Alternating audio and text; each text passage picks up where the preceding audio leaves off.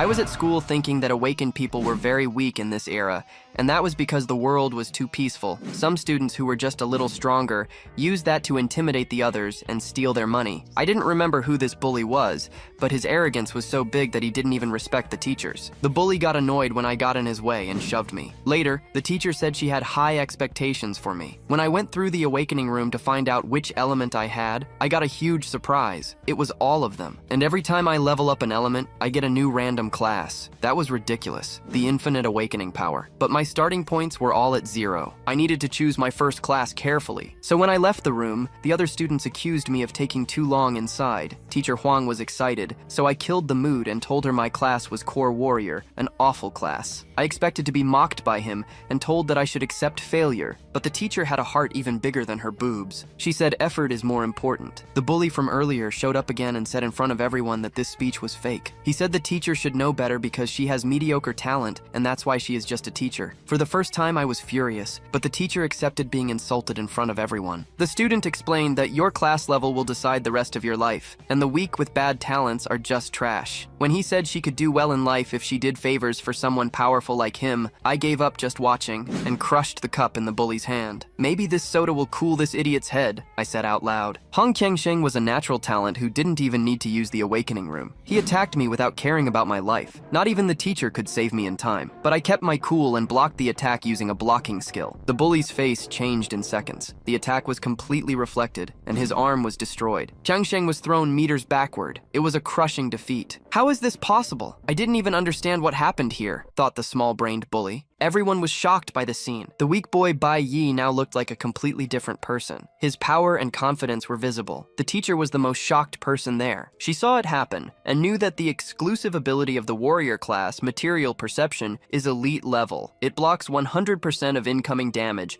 and reflects it back to the enemy in 0.09 seconds. Not even elite warriors fully master that. The hidden truth that nobody knows is darker than anyone could imagine. The truth is that Bai Yi had gone back 20 years into the past. Bai Yi is not a child. He is a man who lived every second of the last 10 years leading the strongest awakened team in the world, the Divine Squad. His mission is to eradicate demonic lairs in the name of the highest authority, known as God. This is the 100th high-level lair the Divine Squad faces. Among the members of the Divine Squad is He Li, the Lightning Assassin. This mission, classified as a Rank L Purification, the maximum difficulty level, makes her presence crucial for victory. The team also includes Han Xiaolin, the Cloud Mage. Despite the extreme difficulty, Bai Yi, the leader, believes that after this mission, he can finally take a vacation. The group's support is Lucien, the Star Maestro, whose ability allows him to amplify gravity up to 100 times, enhancing attacks. Bai Yi himself, known as the Sacred Swordsman, uses his ability, the annihilation of 10 domains. It's no wonder he leads such a powerful team. Together, they complete another mission, eliminating the SSS rank Demon King Belphegor. Han Xiaolin comments that the mission ended too quickly, and that he would have liked to have enjoyed it more. Lucian observes that being a top priority mission that required the entire team, didn't it seem dangerously easy? Bai Yi replies that the information indicated the Demon King was special, possessing 5 elements and a secret ability. He Lo approaches Bai Yi and asks if they will really take a vacation. She expresses a desire to go on a date with him, but Bai Yi replies that everyone will go together to their usual spot to celebrate. He laments that her technique didn't work again. Next, Bai Yi mentions that one of his colleagues did not show up for the mission. Lucian explains that the absent member had said he would take care of the remains, but did not appear during the fight. Hilo complains that this always happens, and that the captain should be stricter about absences. At that moment, someone stealthily appears at the location and activates a purification mission. The individual attacks the group, and Han Xiaolin is the first to be hit. The entire team is in shock. Bai Yi tries to react, but realizes he cannot move his body. The adversary reveals that throughout the previous month, Bai Yi's coffee had been laced with paralyzing agents. Then, he uses his ability, the Forbidden Tomb,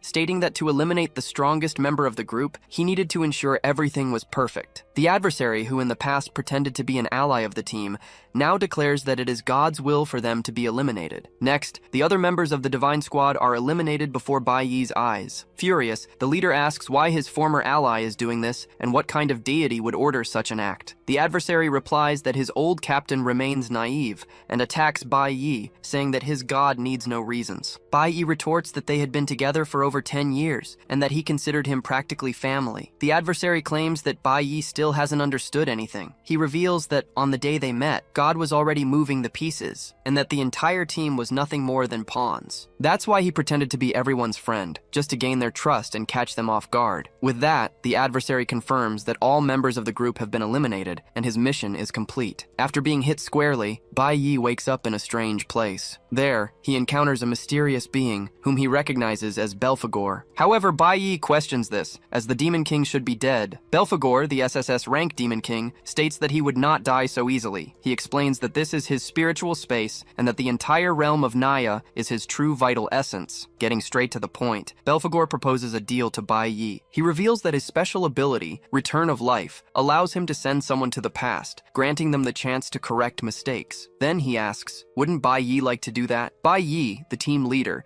thinks of his companions and recalls the good times they spent together. He concludes that all of this was taken from him by a traitor, and now he desires revenge. Thus, Bai Yi declares that he will eliminate the traitor and all the gods he claims to serve. Belphegor accepts Bai Yi's answer, asking him to consider it a welcome gift. However, Bai Yi, not being naive, asks what the price of this deal is. The Demon King merely smiles at the question. Next, Bai Yi wakes up. He has returned to the year 2105 in the Holy Kingdom of He, a vassal state of Jiang. Bai Yi realizes that he has indeed gone back in time, as he is in elementary school. Furthermore, at this time, he had not yet awakened his powers, being just a child. The elementary school teacher reprimanded Bai Yi, noting that he, always sloppy, was now sleeping during her explanation. As punishment, she put him in detention. Bai Yi was still in shock, stunned by the reality of having traveled back in time. He saw faces he hadn't seen in over 20 years, and the situation seemed completely surreal. Despite everything, the class continued, led by teacher Huang. She explained that, in that world, there were 5 types of elemental powers: lightning, flower, cloud, core, and stellar. However, each individual could only manifest one of these elements in their body. The teacher demonstrated that her own power came from the rarest element, cloud. Depending on how the element fused with an individual's body, powers were divided into 3 categories: combat, utility, and special. When the 5 elements were combined, they became even more powerful, as exemplified by the school's strongest guild. The teacher stated that her students stood out among billions of people for being potential awakeners, and for that reason, they were flattered since childhood. However, she warned that the real challenge began that day, as there were about 100 other classes of students with the same potential as them. Classes were divided into 4 qualities: dust, firefly, abyss, and celestial light, and each of them would have only one chance to awaken their class. That afternoon, at the moment of definition, the result of this process would determine each person's place in the world. As soon as the class ended, she announced that it was her class's turn to go through the awakening process. She advised them to remain calm to avoid getting hurt. For his part, Bai Yi reflected that there were 2 known ways to awaken. The first was natural awakening, as had happened with Hong Qiangsheng. Generally, it happened to people with excellent constitution and talent. At some point of extreme emotion, the awakening occurred on its own. The second was through the awakening space room, a product of the intelligence of countless scientists. Inside, a person's adrenaline and emotions were intensified to the maximum. This induced awakening among potential candidates. However, each person could only awaken once, and the result was always random. Therefore, changing classes was also seen as the only chance to change one's destiny. After some students went through the process, it was Bai Yi's turn. He had before him the opportunity to select any quality, element, or profession, including the rarest and most special ones. Bai Yi recalled the gift the Demon King had granted him. Now he understood. It was the power of infinite awakening. The system warned that after choosing the initial profession, all elemental bars would be reset, requiring a cautious decision. After making his choice, Bai Yi finally left the room. So, he was humiliated by the bully, and got angry when even the teacher with incredible proportions was humiliated too. He just defended himself against the senior student's attack. With just his defense, he dealt so much damage to the bully. To everyone's surprise, Bai Yi revealed that he chose the core warrior profession because it already came with an initial sword of good attributes. To everyone's surprise, Bai Yi revealed that he chose the core warrior profession because it already came with an initial sword of good attributes. After getting up, Hong Qiangsheng claimed that the boy had only been lucky, but guaranteed that it wouldn't happen again, because unlike the brat, he possessed a truly powerful class, which placed him on a superior level. Observing all of this, Teacher Huang thought that what she had seen was not mere luck. After all, she had witnessed with her own eyes her student blocking the blow at the exact moment he was about to be hit. And then, he retaliated the attack with precision, something that even she, as a teacher, wouldn't be able to do. Furthermore, there was the fact that her student had awakened just a few minutes ago. Someone with little combat experience shouldn't be capable of such a feat. So, she wondered how Bai Yi had managed it. Back in the fight, Hong Qiangsheng declared that the boy should bear the consequences of his actions and that he would teach him his place in the world. In turn, Bai Yi thought that choosing the weakest class was a mistake for those who didn't possess the knowledge he had, which was why the others were shocked. But since he came from the future, he knew very well the attributes and qualities of all classes, including the one he had chosen. Some students questioned if the fight would actually happen, as using powers to duel at school was strictly forbidden. They believed that Hong Qiangsheng acted with such arrogance only because he was the son of an influential government figure and the school principal's nephew. On the other hand, Bai Yi was seen as a nobody, and many imagined that he might even be expelled. The teacher, aware of the situation, tried to appease the spirits and calm the students. However, the bully had no intention of letting things go. He declared that even if Bai Yi knelt and begged for forgiveness, he would not stop punishing him. Meanwhile, Bai Yi pondered that the difference between the qualities of the classes lay in the attribute bonuses, which were entirely distinct. In dust quality, the bonus was 100%, which meant that the values remained unchanged. The same profession in firefly quality received 150%. In abyss quality, the percentage was 200%. At the moment of awakening, abyss-level professions already possessed double the attributes of dust-level ones. This disparity in power, he knew, was an insurmountable chasm. Knowing this, the nerdy student thought that Bai Yi was in trouble, as he was clearly inferior to the bully. He wondered why Bai Yi had decided to confront someone so superior to his newly awakened abilities. The student reflected that the society they lived in was full of people who stepped on others whenever they could. Thus, the way to survive this was by swallowing one's pride. For him, only those who knew how to yield could resist. Confronting head-on was the most foolish choice, as it only led the individual to be even more humiliated. Back to the fight, the teacher imagined that there was no way Bai Yi could emerge unscathed. Although he had managed to block the first attack, now the opponent was applying much more force. Counting on a guaranteed victory, Hong Qiangsheng stated that the boy would have no way to dodge. However, Bai Yi claimed he had no intention of dodging. He used an ability called Ghost Step. In this way, the opponent passed through Bai Yi without even touching him. Not only that, but Hong Qiangsheng ended up injuring himself with his own knife. Even so, he blamed the protagonist, claiming that trash like Bai Yi could not win. All the other students were confused. Even Bai Yi's teacher couldn't explain what had just happened. The class representative, Qi Yin, who was also nearby, noticed that Bai Yi activated the warrior's impulse ability at the exact moment the opponent attacked. Soon after, he used the ghost ability to avoid being hit. Furthermore, with a single blow, he ended the fight and emerged unscathed. Qi Yin concluded that Bai Yi, in addition to completely mastering his class's abilities, also managed to apply them perfectly in real combat. Above all, he did everything without breaking the school rules, as it was the opponent himself who self-inflicted the injury. In turn, Bai Yi realized that this fight earned him experience and that the more enemies he defeated from then on, he would receive points to use. However, he noticed that to evolve as he wished, he would soon have to clear some dungeons. Still irritated, the bully declared that the fight was not yet over and tried to strike the protagonist from behind. However, someone arrived just in time to stop him. It was Hong Liang, the school principal and Hong Qiangsheng's uncle. He said that his nephew had already been shamed enough. As principal, he stated that everyone had already gone through the awakening that day and, therefore, should go home and rest. At that, the principal told Bai Yi that the school had strict rules and that he should know that. However, Bai Yi's mind was elsewhere, as he realized that returning so far in time meant that all his friends were still alive. Furthermore,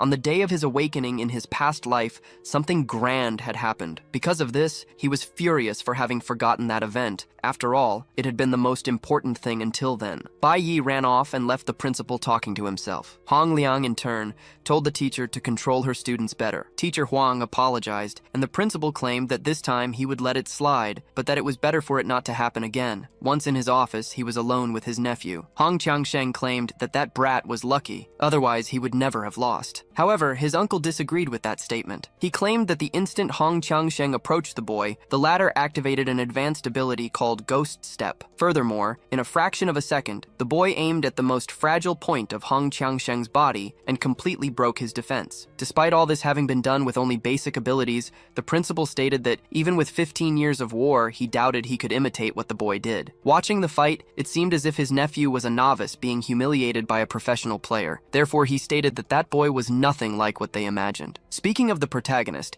he ran through the city, imagining that, besides his revenge, there was something very important he needed to do. As soon as he arrived home, he remembered what had happened in his past life. Now, he wanted to prevent everything from happening again, even if it meant risking himself to the fullest. Upon arriving home, Bai Yi found his family. His father was in the living room watching television, while his mother prepared food in the kitchen. Bai Yi's father noticed that his son had arrived early. However, Bai Yi completely ignored him, focused only on his mother. He felt a deep emotion seeing her alive, as it had been a long time since the last time. As he approached his mother, she communicated through sign language that she had prepared Bai Yi's favorite spicy noodles. However, the protagonist expressed a desire to eat fish. His mother said the meal was already ready and asked if he couldn't leave the fish for the next day. Bai Yi insisted, claiming he was very hungry. Then, his mother said she would go out to buy the fish. Bai Yi tried to go with her, but his father intervened, saying she could go alone. He questioned what was wrong with Bai Yi, who was returning home without even greeting his father. The father reminded him that that day was supposed to be the boy's awakening and asked if he had any good news to share. Bai Yi's father, who was also an awakened, mentioned that he had even bought beer to celebrate with his son. Bai Yi, however, explained that he had not awakened, as there hadn't been enough time for all students to go through the process. Annoyed, his father asked why he had returned so early. He claimed that the son of the Great Lei had awakened a Firefly class,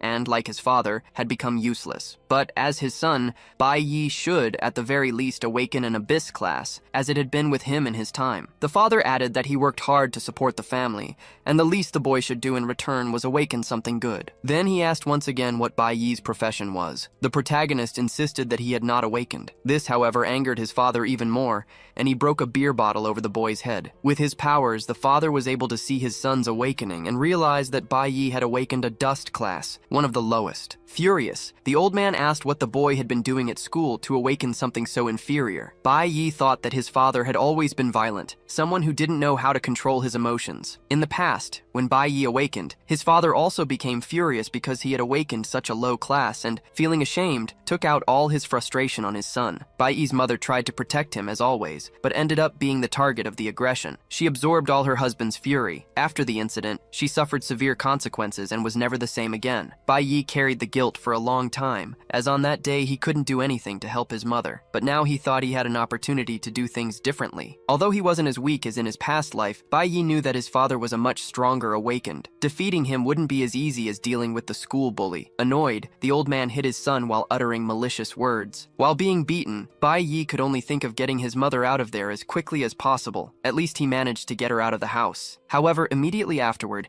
he saw something he didn't want. His mother had returned home, arriving right in the middle of the conflict, exactly as in his past life. Bai Yi wondered why she had returned so early. Extremely angry, the father blamed his wife for their son's weak awakening and didn't seem willing to stop there. In his past life, the protagonist held a grudge for what had happened. At one point, he managed to avenge what happened to his mother, but ended up being arrested. However, he felt no remorse, as he believed the old man had received what he deserved. Back in the present, Bai Yi tries to protect his mother, acting differently than he did in his previous life. However, his father still proves to be much stronger than him. This is because awakened individuals, even without using their abilities, possess superior strength compared to ordinary people. A normal person would not be able to withstand a simple punch from an awakened individual. Although Bai Yi manages to withstand the blows, his mother, in turn, tries to protect him at all costs. However, the old man shows no intention of stopping. He claims he was extremely happy to learn he would have a son, as he believed the son would finally bring honor to the Bai family. Now, however,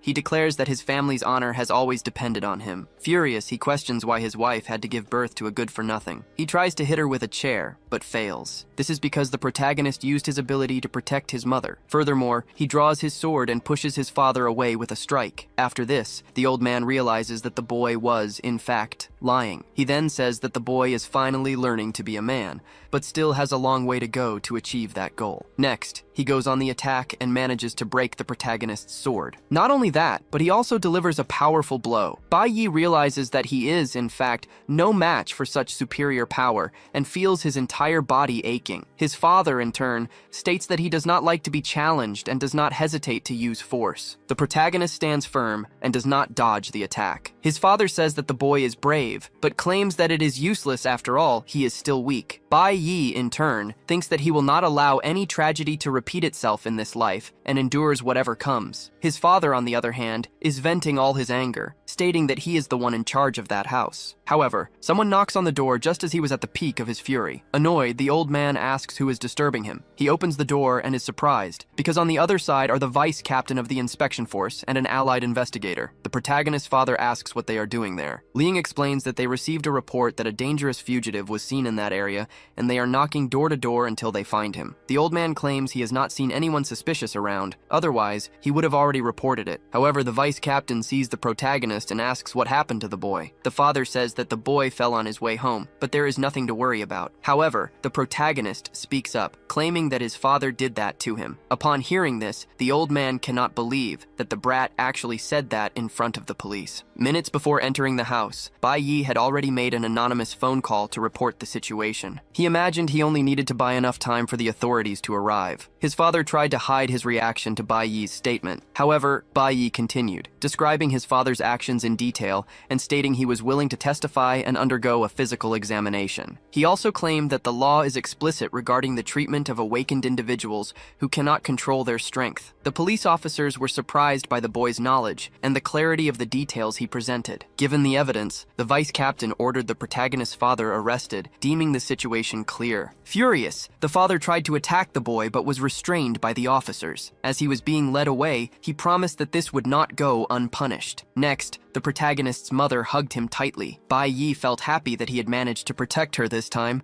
but he knew his father would be detained for a maximum of 15 days. He pondered that he would need to resolve the situation definitively, or everything would go back to how it was before. During the commotion, the protagonist took the opportunity to grab his father's key. This key opened a safe that his father kept hidden. After all, his father had betrayed his own companions in the past because of this safe. That was what allowed him to ascend and obtain a higher class. In his past life, Bai Yi only discovered these details after his father's death, as his father kept everything a secret. Now, however, he believed that possessing such an artifact would give him the necessary advantage. With a dagger like this, it would be possible to clear demonic lairs and level up quickly. The only problem was that all lairs were under the control of the Divine Squad, which only accepted guild members. Despite this, there were smaller lairs managed by Bai Yi's school. He had known about one of these hidden lairs in his past life. Therefore, he considered it best to deal with this quickly to strengthen himself. Meanwhile, at the police station, the officers regretted that the lead on the criminal Snow had turned out to be false. Regardless, the captain claimed they couldn't let their guard down, because if Snow were truly at large on the squad's anniversary, it would be a real scandal. At that moment, the protagonist's father tried to convince the police officers to release him. He said that if he were released, he could intercede with a friend who managed the best maternity hospital in the region, as the captain's wife was pregnant. However, Liang stated that he would not be easily bribed. He mentioned that Mr. Bai had once been a guild member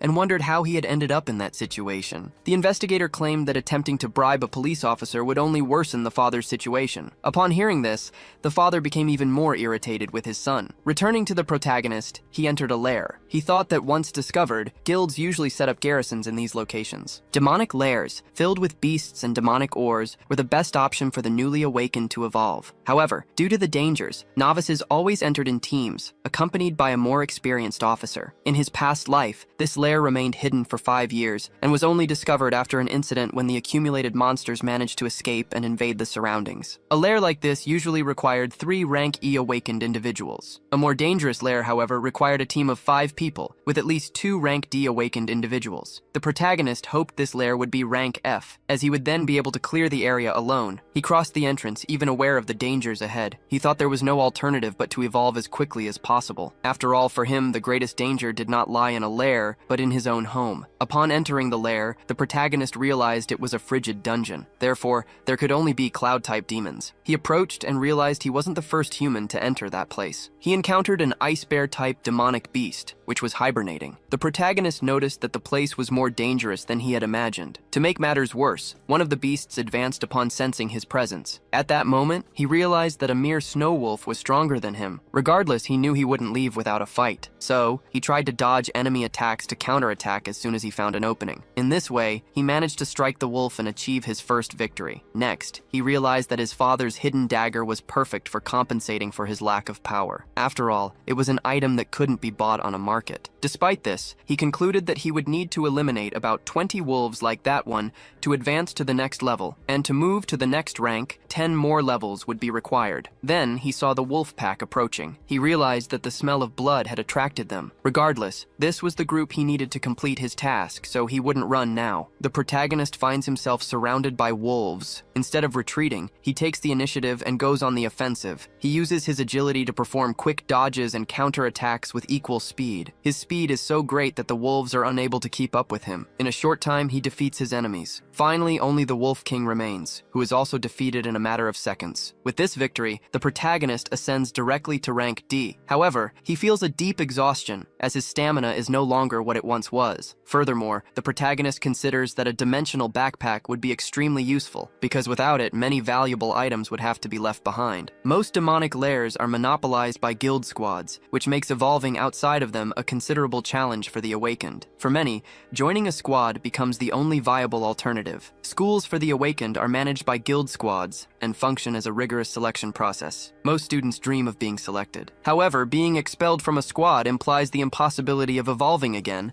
as happened with the protagonist's father, who remained stagnant at rank C after his expulsion. Bai Yi realizes that the cold is intensifying and that he is expending an excessive amount of energy. He decides then to speed up the process. He lures the wolves out of the cave. At the same time, he knocks down some nearby trees, using the environment to his advantage. However, by performing this maneuver, he inadvertently attracts the attention of a larger monster. A group of cloud serpents appears and manages to surround him. However, an explosion erupts right in front of the monsters. The protagonist assumes that, with all this commotion, the larger monster must have awakened. He is not mistaken, because immediately afterward, the hibernating bear awakens and appears right in front of him. Not only that, but the bear shows itself to be enraged and begins to attack everything in its path, including the other monsters in the dungeon. Bai Yi takes advantage of the situation to accumulate points, exploiting the openings that arise. The protagonist observes that, although they are strong, these beasts lack great intelligence. The bear, in turn, saved him considerable work by drawing attention to itself. Thus, Bai Yi takes the opportunity to deliver only the final blow to the creatures. However, even with the bear's help, the task still proves exhausting for him. He decides, therefore, to speed up the process. He realizes that with such destruction, the area is considerably shaken. Therefore, he waits for as many monsters as possible to approach and then breaks the ice floor. Upon observing the scenario carefully, Bai Yi noticed that he was on an ice bridge. Therefore, by destroying it, he not only secured some eliminations, but also created a strategic distance between himself and the monsters. Despite having defeated most of the monsters, one still remains. For this reason, he reserved his remaining energy to face the final boss. After all, every lair has a boss confrontation, and this one would be no different. However, the protagonist knows that, in this location, there is a monster even more dangerous than the bear. He imagines, however, that such a monster should have already manifested after so much commotion. In any case, he is now facing the bear. However, before he could act, Bai Yi sees more ice approaching and realizes he was not mistaken. The monster was not hibernating. It was merely waiting for the most opportune moment to attack. It froze the bear and cornered the protagonist in a trap. Upon realizing the situation, Bai Yi tries to escape. However, his foot is frozen, preventing his escape. He can no longer cross as the bridge has been destroyed. Thus, he realizes that he has fallen perfectly into the enemy's trap. And, despite the lair being low level, the location is inhabited by an intelligent boss. Subsequently, he encounters the demonic sorcerer and his minions, the snow monkeys. Bai Yi definitely did not expect such a turn of events, as he was placed in an extremely difficult situation to escape. Surrounded by the demonic wizard and his minions, the protagonist was in a critical situation. Frozen, Bai Yi could not move, and his body was rapidly losing energy. At that moment, the wizard ordered one of his monkeys to attack. Bai Yi remained completely still, as there wasn't much he could do. Then, he was attacked by the monkey. However, Bai Yi used the attack to his advantage. The monkey's blow broke the ice that held him. Although he used his powers to protect himself, he still emerged wounded, as he wasn't at 100% of his energy. In any case, Bai Yi realized that it would take some time for the wizard to conjure another powerful spell. Therefore, he concluded that he should defeat him before that happened. However, the already precarious situation worsened with the appearance of a bear. The protagonist thought that if it was already difficult before, with the help of reinforcements, the enemy had become even stronger. Furthermore, Bai Yi's vigor was extremely low. All of this combined drastically reduced his chances of victory. Even so, he continued fighting. But he realized that he wouldn't last much longer, as his strength was depleting. He dodged attacks as best he could. However, the environment was so cold that a large part of his energy dissipated just to keep his body warm. To make matters worse, the wizard kept attacking and summoned an ice storm. Bai Yi noticed that the wizard's cooldown time was faster than he had imagined. In his past life, he had faced all kinds of situations, and through these these repeated challenges,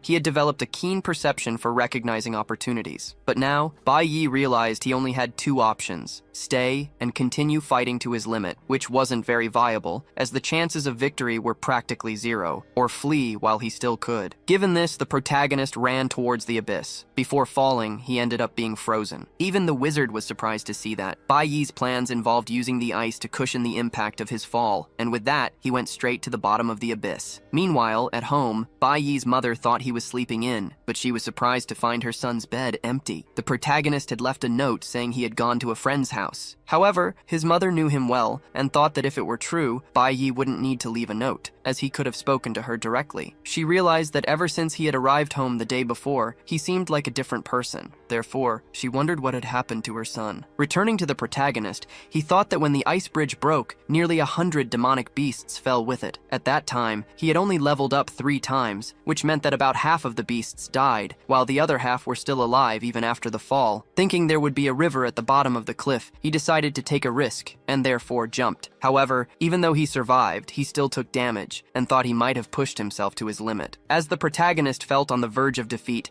something unexpected emerged to worsen his situation. A saber-toothed tiger, known as Lord Glacial, found him. In that instant, Bai Yi recalled the past, the moments of camaraderie with his friends, moments he had left behind when he returned and started from scratch. The only advantage of that choice was being able to see his mother again. However, this fragile reality was about to crumble. If he perished now, his father would return home, leaving his mother completely vulnerable. Furthermore, Bai Yi would not achieve his revenge against the traitor who annihilated his team. He refused to succumb in that way. He needed to act, even if it meant overcoming his own limits. With determination, he grabbed one of the tiger's fangs, swearing to himself that he would not allow history to repeat itself. Bai Yi gathered all his strength and, with a precise blow, defeated the tiger. In this way, he managed to get up. However, that was a tiger's den, and soon the others emerged, ready for battle. However, the protagonist knew that it was in moments of life or death that a class advancement could be awakened. What didn't kill him, in fact, made him stronger. Although he was surrounded by powerful enemies,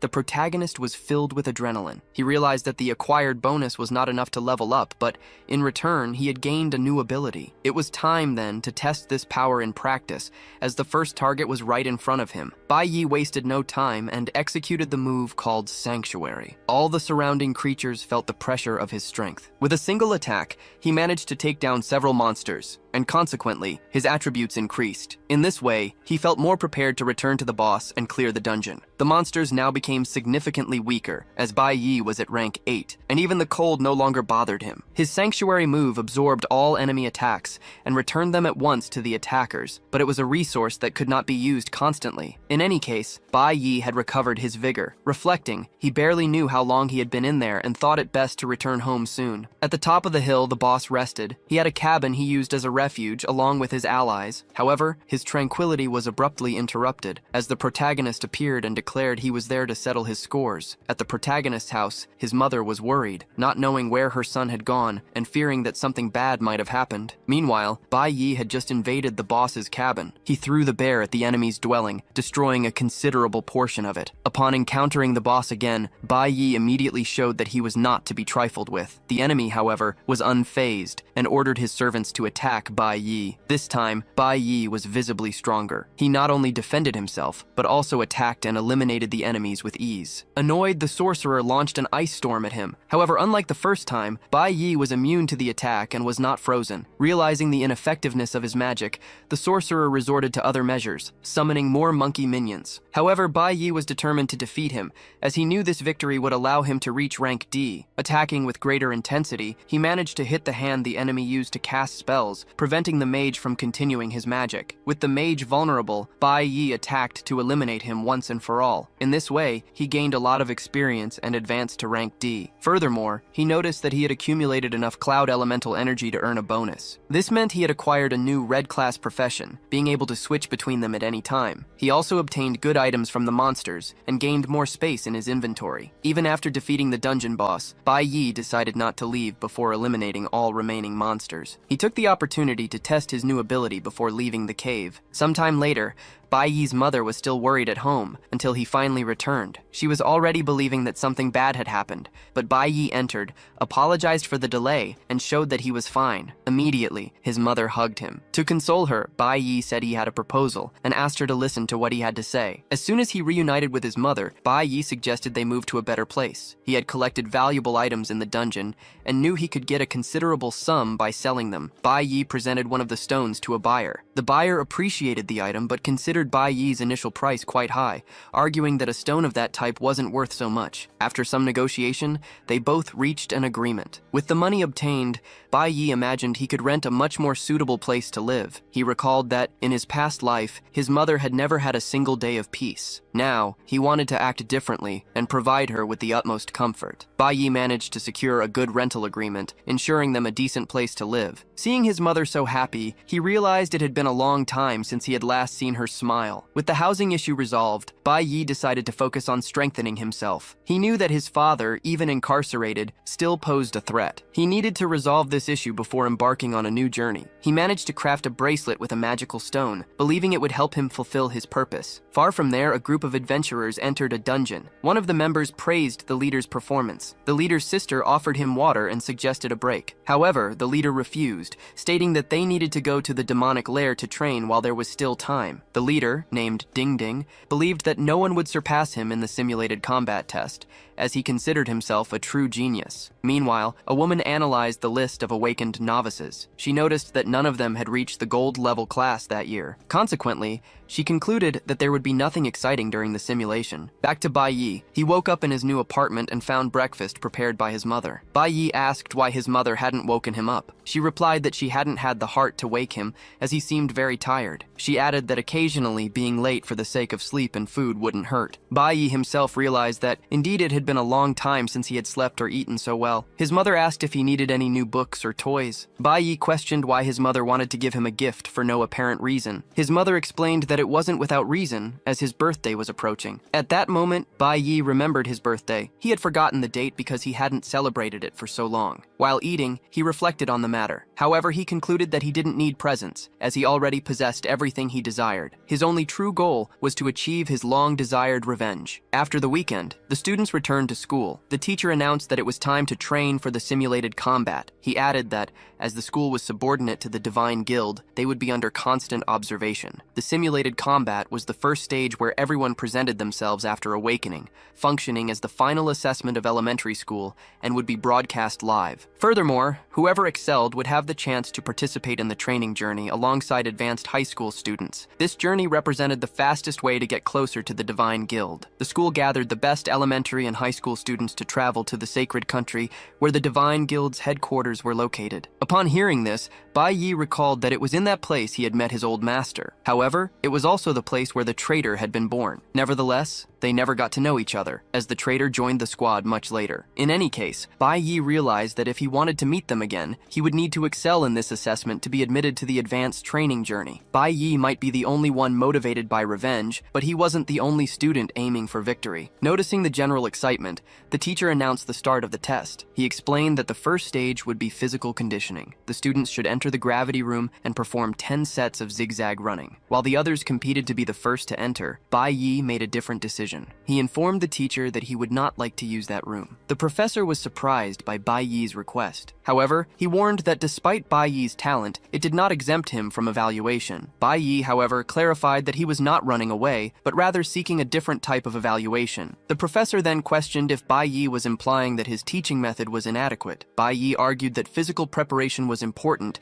but its usefulness was restricted to specific classes. He suggested that mages and sorcerers would benefit much more from training in an elemental room, as each class required special attention. Upon hearing this, Qi Yin realized that the method described by Bai Yi was identical to what instructor Dongyang from the Divine Squad had suggested. However, this was very recent information, which she only knew through her father. Qi Yin wondered how her classmate could have access to such knowledge. Contrary to what the other students expected, the professor was not annoyed with Bai Yi. In fact, he found the young man's suggestion quite interesting. He explained, however, that with so many students in the school, it was difficult to adapt individual training in such a short time. For a teacher, deciding between guiding a student's training or allowing them them to follow their own path was a great dilemma. Bai Yi reflected that, in his past life, he had been fortunate enough to find good teachers. Without them, he would never have ascended the ranks. He knew he could trust his masters, and now he asked the professor to trust him too. The professor decided to allow Bai Yi to train in his own way, but asked what his plans were. Bai Yi replied that he wished to set the elemental room's pressure to the maximum level. Knowing he could not reveal the truth, he explained that despite being a warrior, he wanted to balance his skills and improve his weaknesses. At that moment, Chi Yin, his classmate, declared that she also wanted to use the elemental room, as she was a mage. She asked to train with Bai Yi, but he preferred to do it alone. Upon being rejected, Chi Yin stated that she would use that as motivation to prove her worth and earn Bai Yi's trust. As Bai Yi and Chi Yin headed to the elemental room, the nerdy classmate thought he would have to work very hard to reach their level. Back to Bai Yi, he was alone in the elemental room, determined to use the space to acquire new skills away from curious eyes. After all, everything that happened there was monitored, and only in a room like that could he obtain skills from other classes without raising suspicion. Exposing himself otherwise would put a target on his back. As for the other students, Bai Yi decided it would be better not to get involved with them. After class, Bai Yi tried to go home alone. However, he was caught up by his classmates. He thought that, in his past life,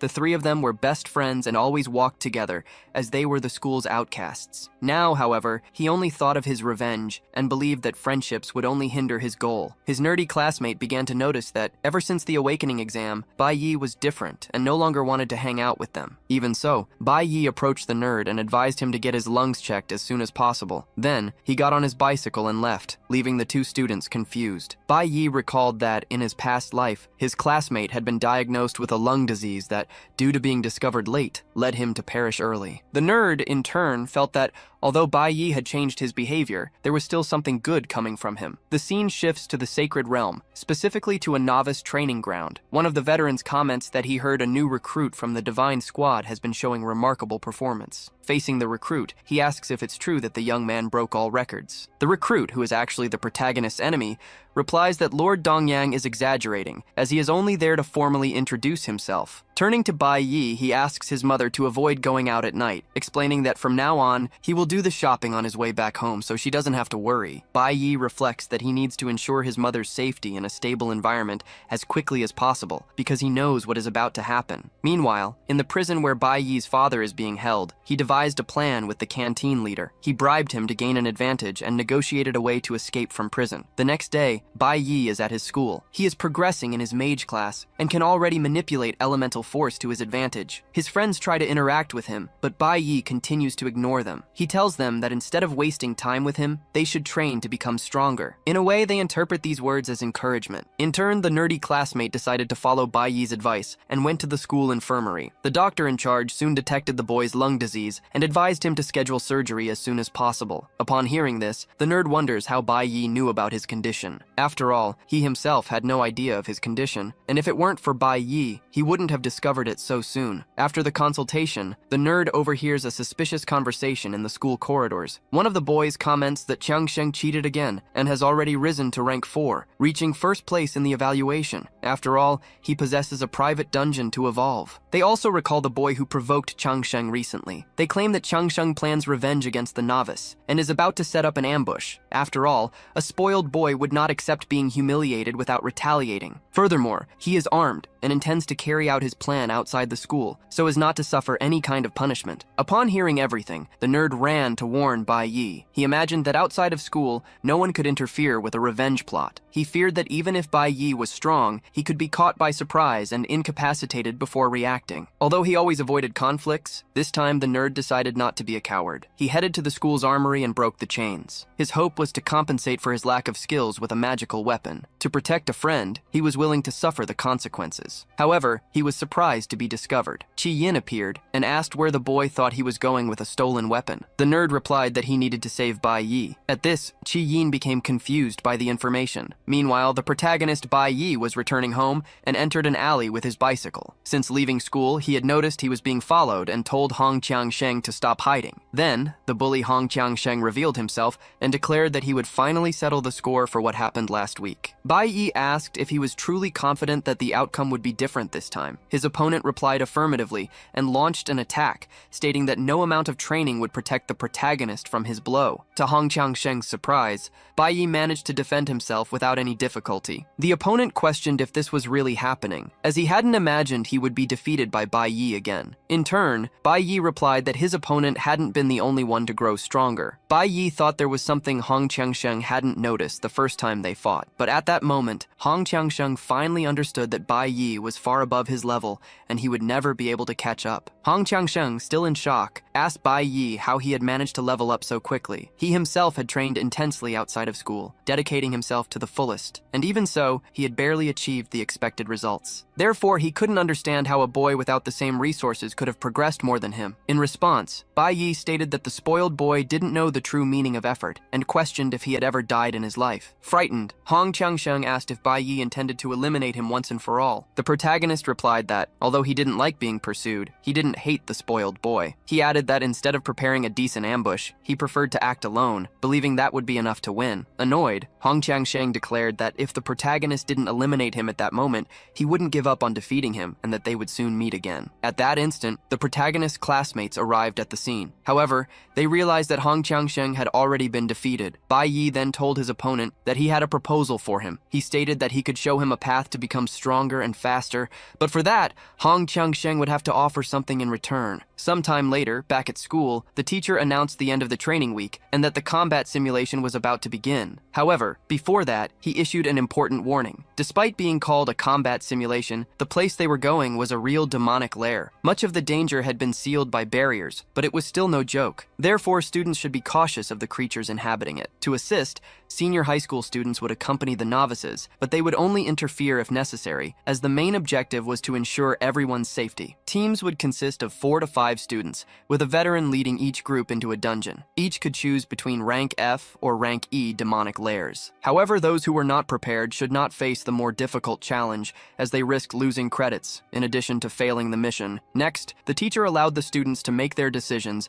and asked those who felt confident enough to face the more difficult lair to raise their hands. Qi Yin was the first to speak up. Hong Qiangsheng did the same immediately after. The teacher informed them that out of 180 students, only 8 had accepted the rank E lair challenge. Therefore, the rest would be distributed among the rank F lairs. However, the protagonist spoke up and declared that he wished to challenge a rank D spiritual jade demonic lair. After the protagonist, Bai Yi, made such an unusual request, the professor was left speechless. Not only him, but all the other students were also astonished. In turn, the professor questioned, "What kind of crazy idea is that?" At that moment, Hong Liang intervened, arguing that D-rank lairs are meant for veterans, too dangerous for a novice. He declared that he would not allow such a risk. Still, Bai Yi countered, stating that according to the school's rules, there is no explicit prohibition. Each student has the freedom to choose the rank they wish to challenge. He added that the institution's focus is to discover exceptional talents for the Divine Squad, and that such talents are defined by courage, strength, a sense of responsibility, and a natural gift. He then questioned whether the director would truly take away his chance to prove his worth. Hong Liang felt cornered, but argued that to enter the lair, it was mandatory to be in a team. Insistently, Bai Yi stated that he could manage on his own. However, the director reiterated that, according to the rules, forming a team was essential for the student's own safety. Next, Qi Yin spoke up, declaring that she would go with Bai Yi. The director hesitated to allow it, claiming that the girl's father would not approve. However, Qi Yin stated that she did not want to be left behind, and also wished to have the chance to get the highest score. In turn, Bai Yi refused the help, insisting that he would go alone. However, the professor intervened, saying that refusing was not an option. If Bai Yi truly wanted to go to a D-rank lair, he would have to agree to go in a team. Now, a veteran was missing, but the professor didn't know who he should send along, until a student spoke up, stating that someone needed to do it, and offered to accompany the novices. At that moment, the professor introduced the student Zeeling and asked him to look after the young ones. Qi Yin commented that this veteran had almost joined the school's guild. Meanwhile, Bai Yi thought that he had never heard of that young man. On the other hand, Zeeling thought that Bai Yi was just a boy wanting to show off in front of everyone, and that he barely knew what was coming. In any case, the professor declared that with the team formed, they could proceed to the test. He added that inside the lair, camera drones would accompany them to broadcast everything live. As a professor, he strived to keep all students motivated and expressed his eagerness to know who would achieve the highest score this year. Bai Yi was fully aware that the awakened school had been built upon an ancient and vast demon lair, which had been conquered long ago. go. The middle and high school sections were integrated into the same complex. This main lair had spawned numerous smaller ones, ideal for students to use in their combat tests. Most of these secondary lairs ranged from F to D ranks. The moment a student entered the instance, the combat simulation officially began. However, all the action was broadcast live, and every moment was recorded. For this reason, Bai Yi pondered that he needed to be cautious, not to expose all his abilities in front of strangers. In any case, the spiritual jade demon lair was his main target. Once inside the lair, Xiling stated that he would protect the others, as he had faced a place like that before. Qi Yin asked if the monsters in that place were truly strong. Xiling replied yes, but pointed out that the school had sealed off the most dangerous monsters, making the emergence of something truly threatening, like a boss, unlikely. However, he warned Qi Yin not to underestimate the other monsters, because even with the most dangerous ones sealed, those that remained were considerably powerful. Xiling claimed that, as a veteran, it was his duty to protect the novices and, therefore, he would help them earn some student credits. Next, Xiling noticed the protagonist advancing alone, without waiting for him. He warned that if Bai Yi continued like that, he would end up attracting monsters. In turn, the protagonist declared that he was fed up with so much talk. He added that he didn't need help, and asked Xiling not to get in his way. Xiling was dumbfounded by such audacity. In any case, everything that happened there was broadcast live. Everyone at the school, whether students or teachers, could follow what was happening in the lairs. Meanwhile, at the school guild, the guild's vice leader was watching the broadcast, and commented that he had found something quite interesting. He explained that this year, there was a freshman who had deliberately chosen a D-rank lair. His boss asked what class that student belonged to. The vice leader replied that the boy belonged to the Green Warrior class, considered the most useless of all, and expressed a desire to follow him to discover the source of such confidence. Meanwhile, one of the students was terrified. He was terrified because he was in the F-rank dungeon, the weakest in the school. His teammate reminded him that as a caster, he should stay in the back, offering support, and that there was no need for so much tension. Then, the student asked how an F-rank dungeon, considered weak, could be so frightening. Little did he know that elsewhere, the students in the E-rank dungeon were facing much greater difficulties. A group had just been ambushed and was being tended to by a healer. In this scenario, Hong Qiangsheng spoke up, stating that he would fight alone if necessary. After all, his goal was to surpass his rival. Meanwhile, inside the D-rank dungeon, Bai Yi, the protagonist, was facing powerful monsters and defeating them one by one. Impressed, Qi Yin, his teammate, asked how he had managed to do all that by himself. Bai Yi explained that the monsters there were sealed, only able to use half of their strength, and therefore were not as powerful as they seemed. Nevertheless, Qi Yin was delighted by the explanation, and stated that even with her best efforts, she was still far from reaching him. Bai Yi advised her not to worry about others, but about herself, because only then would she truly evolve. Upon hearing this, Qi Yin found him even cooler, and promised that she would do her best to catch up to him one day. Unlike her, Xiling did not like this arrogant attitude at all. He stated that both of them were in a D-rank dungeon and warned the protagonist about the dangers, advising him not to boast excessively. He added that the boy had only beginner's luck, but that if he cooperated, he could receive some tips from his senior. For his part,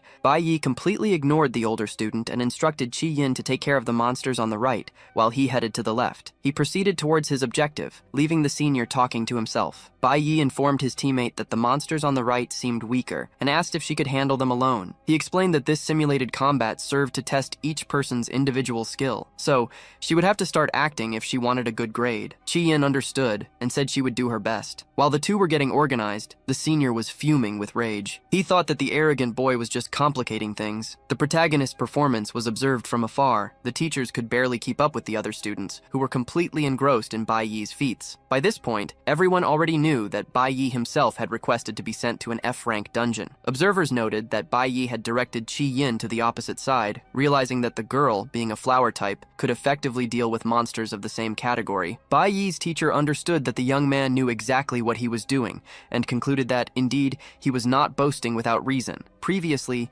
Bai Yi had noticed that star-type monsters were emerging from the cave on the right. These monsters, besides being low-level, were weak against the flower element, the class representative's specialty. Aware of this, he allowed Qi Yin to fight alone, as he believed she would be able to defend herself. In a way, he was not mistaken. As a mage, Qi Yin possessed the appropriate skills to face those monsters, and therefore was able to defeat them with relative ease. Bai Yi knew that at E rank, mages acquired a basic skill specific to their class. Chi Yin's skill allowed her to use plants to create a poisonous barrier. However, for her first time in a dungeon, facing higher-level monsters alone and still maintaining her composure was truly surprising. Bai Yi thought that the D-rank monsters should all be sealed and considered that he could let Chi Yin handle the rear. This way, he imagined he would achieve a high score without revealing his true strength live. However, it would not be possible to continue if he were constantly followed by the transmission equipment. While Bai Yi pondered how to proceed, the senior Zeeling remained in his corner, consumed by rage. Zeeling did not like being ignored and now intended to do something to hinder the protagonist. At that instant, he shot an arrow in Chi Yin's direction. The arrow did not hit the girl, but passed right by her and went into a cave. When questioned by Chi Yin, the senior Zeeling claimed he only wanted to grant a buff, but she had dodged. His lie might have gone unnoticed,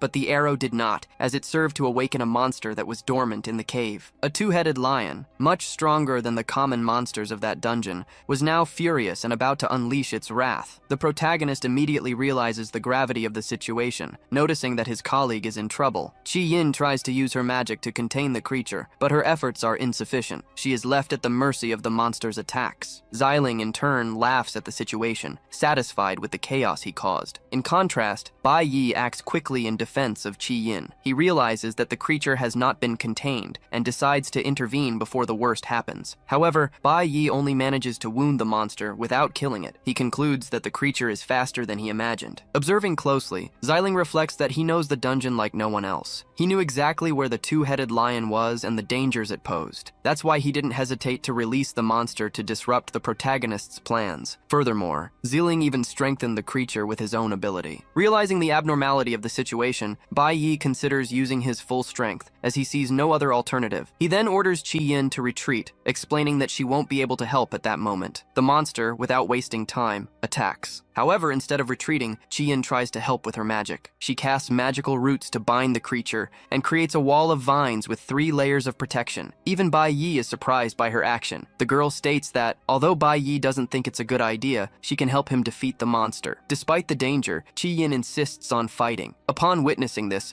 the veteran thinks that the girl was almost swallowed just now. He wonders what drives her to persist in facing the monster, despite the risk. The protagonist himself confesses that he expected Chi Yin to freeze in fear, but he realizes that the girl possesses greater emotional strength than she appears to have. Chi Yin declares that she worked too hard to get there and will not give up at this point. Chi Yin added that as long as Bai Yi was by her side, she would not die. Bai Yi, in turn, warned that the power of the 3 layers, though useful, was limited, and advised her not to overdo it. He recalled that the Chi Yin from his past life had been brilliant since elementary school. Always optimistic and confident, she was also generous. Although she came from a powerful family, she was always kind to everyone, which led her to be elected class representative, given the trust she inspired. After that period, Bai Yi lost contact with her, assuming she had led a normal life. Now, however, he felt he could trust Chi Yin, and if no unforeseen events occurred, he might be able to overcome the situation without revealing his true power. Observing the scene, the veteran doubted that the two could defeat the monster. After all, he believed that excessive confidence was not enough to win battles. With such limited powers, it was impossible for novices to defeat such a powerful creature. He imagined it was only a matter of time until they begged for help. Next, the monster managed to free itself from the roots. Bai Yi announced that he would distract the monster, asking Chi Yin to attack the lion at the right moment, aiming for its core. He moved away. He believed that because he had wounded it, he would be the creature's main target. Certain of his strategy, Bai Yi ran towards a lake and jumped into the water without hesitation. He dove deep, but the monster followed him. However, Bai Yi had attracted the monster exactly where he wanted it. As soon as he gave the signal, Chi Yin used the magical vines again, trapping the creature. The monster was now vulnerable to attacks, and seeing itself trapped, fell into despair. Chi Yin, with the vines, completely immobilized the lion, leaving it unable to move. Furthermore, she applied poison to weaken it even further. Bai Yi realized that the lion would no longer be able to free itself. Then, he stated that this was the perfect moment to complete the test with a maximum score. Zeeling gaped at the scene, unable to believe what he was seeing. After all, not even he, an experienced veteran, could immobilize such a powerful creature. Realizing his plan had failed, Xiling felt annoyed but acknowledged there was little he could do. In the broadcast booth, the director watched everything along with the other team members. The protagonist's professor praised his students' reaction time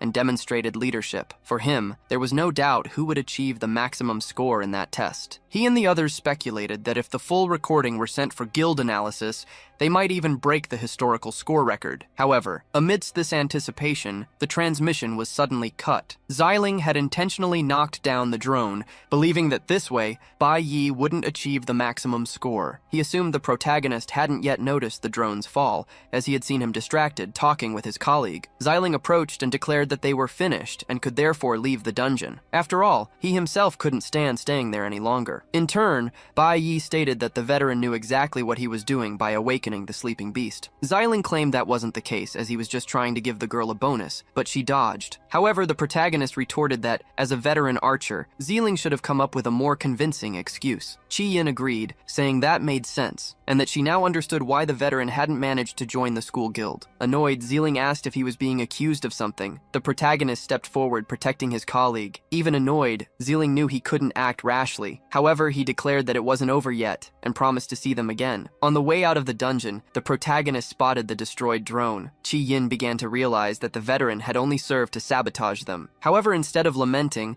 the protagonist saw an opportunity. He claimed that he now had the chance to do what was left, since no one was watching. His colleague asked what that meant. In response, the protagonist led her to the previous portal. He asked the class representative to keep what had happened a secret, but he believed that even if she told, no one would believe her. Confused, Qi Yin asked what he was talking about. In his last meeting with Hong Qiangsheng, the protagonist had requested an item, the demonic stone, necessary to break the seals the boy's uncle guarded. With that stone in his possession, the protagonist had everything he needed in place and could now undo the dungeon's seal. Qi Yin didn't think that was a good idea. After all, it was a rank D dungeon, and breaking the seal would release high-level beasts all at once. The protagonist knew this very well and was counting on that situation, but he reassured his colleague, claiming that even with the seal broken, the creatures would still have their powers reduced. Even so, Qi Yin argued that just the two of them wouldn't be enough to defeat so many enemies. However, the protagonist stated that he would do it alone. Qi Yin was truly startled when she noticed something. She saw that the protagonist had suddenly changed to the mage class and asked how he had done that. The protagonist, Bai Yi, asked his colleague, Qi Yin, to wait outside. Then he undid the barrier, and the monsters appeared. Bai Yi stood before the creatures. Qi Yin watched, apprehensive about his safety. However, the protagonist knew exactly what he was doing. He used his mage ability to freeze the enemies. The creatures were immediately incapacitated. Qi Yin was deeply impressed by such power, especially since she herself had barely managed to defeat a single lion. Seeing her colleague freeze several enemies at once with such ease left her in shock. In turn, Bai Yi explained that those monsters, sealed for so long, must have been on the verge of exploding. He stated that he needed more space. Quickly, Qi Yin moved away, allowing her colleague to act. A short time later, new monsters appeared. This time, they were wild flame leopards. The protagonist noticed that,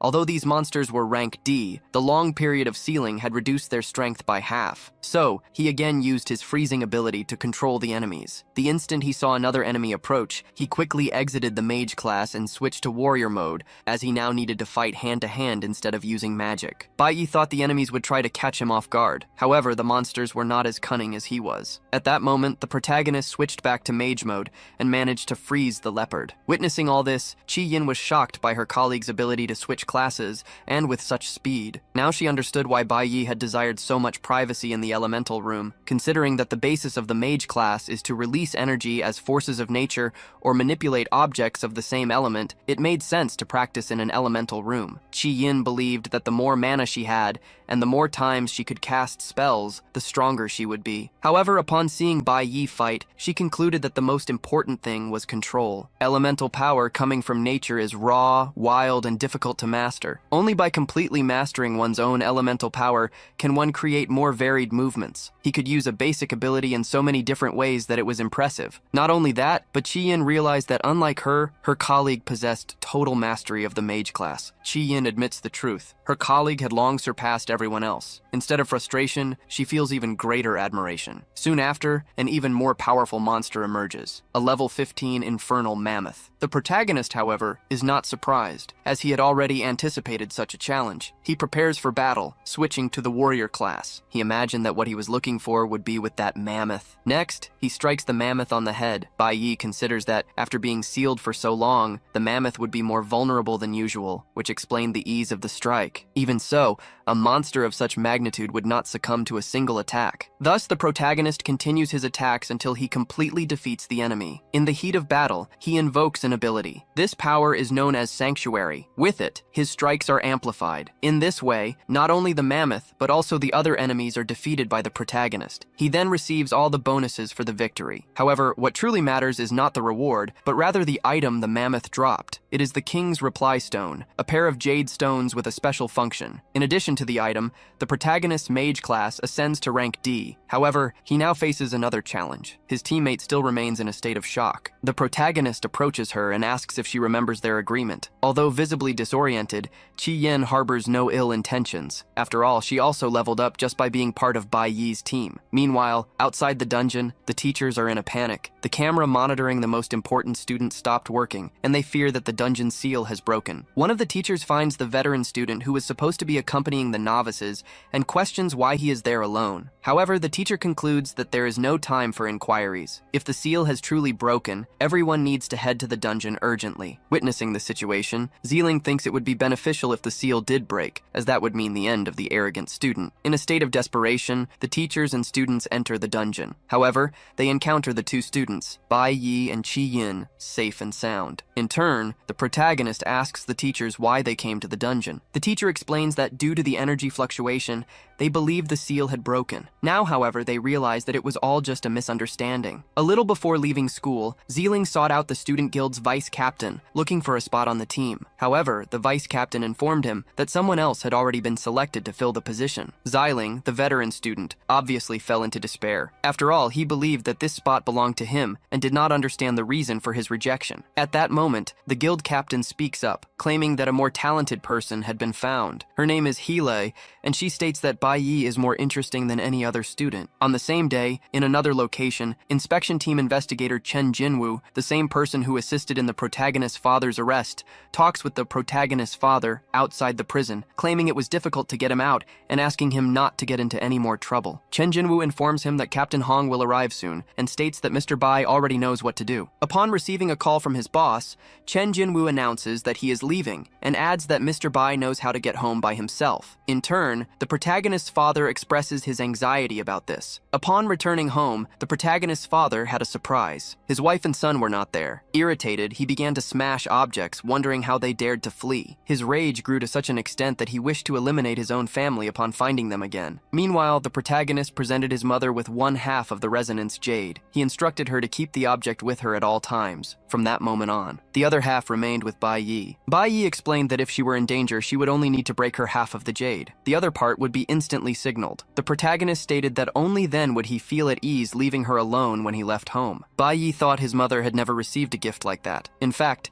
she had never even had the basic things every woman should have. His mother commented that Bai Yi shouldn't spend all his time attached to her, as at his age it was common to go out and have fun with friends. The protagonist replied that it was fine. After all, he didn't need friends. His mother, however, disagreed, arguing that he needed to make friends, as it was essential to have important people he could count on. Bai Yi recalled his past, aware that he had once had friends. He wondered if, in this life, he would find friends again. Sometime later, Bai Yi headed to another demonic lair. Having resolved his other pending matters, he wished to focus on strengthening himself, and found a rarely used lair due to its extreme difficulty. With the goal of improving himself, Bai Yi entered the dungeon. He reflected that in his past life, he had become a high-level warrior. However, that didn't prevent his companions from being eliminated. Now, he wanted to act differently, knowing that strength alone wouldn't be enough. In any case, evolving was important. But this time, the protagonist adopted a more individualistic mindset. threat. For him, there was no point in having friends. It was better to focus on himself than on a team. Because on the day the gods decided to toy with him again, dying alone would be preferable to seeing his friends eliminated before his eyes. Above all, he wished to become stronger than anyone else, and intended to do so as quickly as possible, even if it meant fighting with all his might. Bai Yi still considered himself weak, as he believed he couldn't defeat his father, even fighting with all his strength, not to mention the one who killed him in his past life. Furthermore, there were no shortcuts, and the option to give up the fight didn't exist. His only alternative, therefore, was to evolve to the fullest, until he reached a level superior to that of his enemies. Facing the monsters, the protagonist invokes the Sanctuary skill. With it, he eliminates several of them. However, time is running out, as the dungeon gate is about to close. He knows he needs to defeat the boss quickly to complete the task. It doesn't take long until he locates the enemy. Bai Yi faces the monster, aware that this is the final challenge. To his surprise, the boss proves to be faster than he imagined. It is a level 20 Ye Wuming. However, the protagonist does not remain idle. Before being attacked, he delivers a blow. But upon being hit, the boss recovers instantly and again prepares for the attack. Bai Yi realizes that the enemy's regenerative ability is extraordinarily powerful. In response,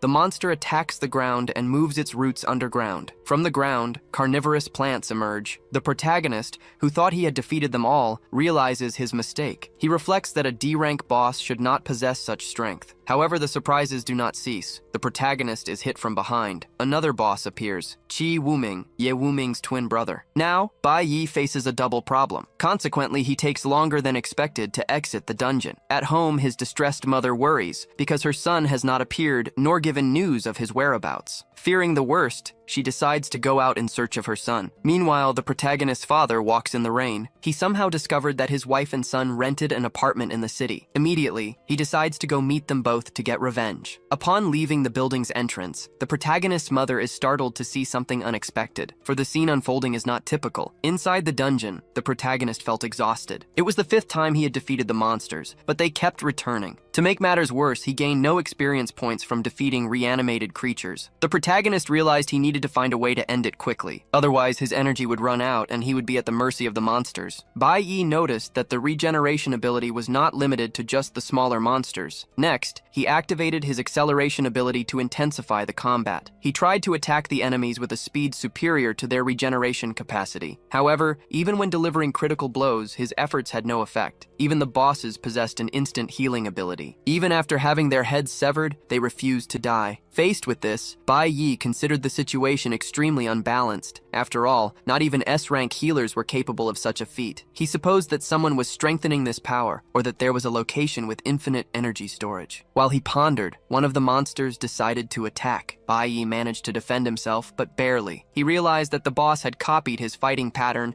and was imitating his movements. To the protagonist's surprise, the monster in front of him began to speak, declaring that its opponent was strong. Bai Yi was startled, as he had never heard a monster speak before. He reasoned that a plant-themed demonic lair like this could only have an energy center, and concluded that this center was the giant tree the monster protected. He then decided to test his theory. He believed that the monster's healing power would cease when there was no more energy to feed them. The monster, realizing the protagonist's intention, tried to stop him. However, Bai Yi quickly cut down the trees, believing this would give him the necessary advantage. Bai Yi understood that the trees were the enemy's true source of power. Despite the boss's attempts to stop him, he quickly advanced and cut down all the trees. He believed this action would give him the necessary advantage to defeat the monsters. The enemies tried to react but couldn't reach him in time. This was because Bai Yi, after cutting off their power source, immediately froze them. With the enemies immobilized exactly where he wanted them, Bai Yi now had the freedom to attack without worry. Bai Yi knew there had been something wrong with his initial strategy, but he had now corrected the problem. Indeed, as soon as the trees fell, the enemy's power drastically diminished. He managed to defeat one of the enemies,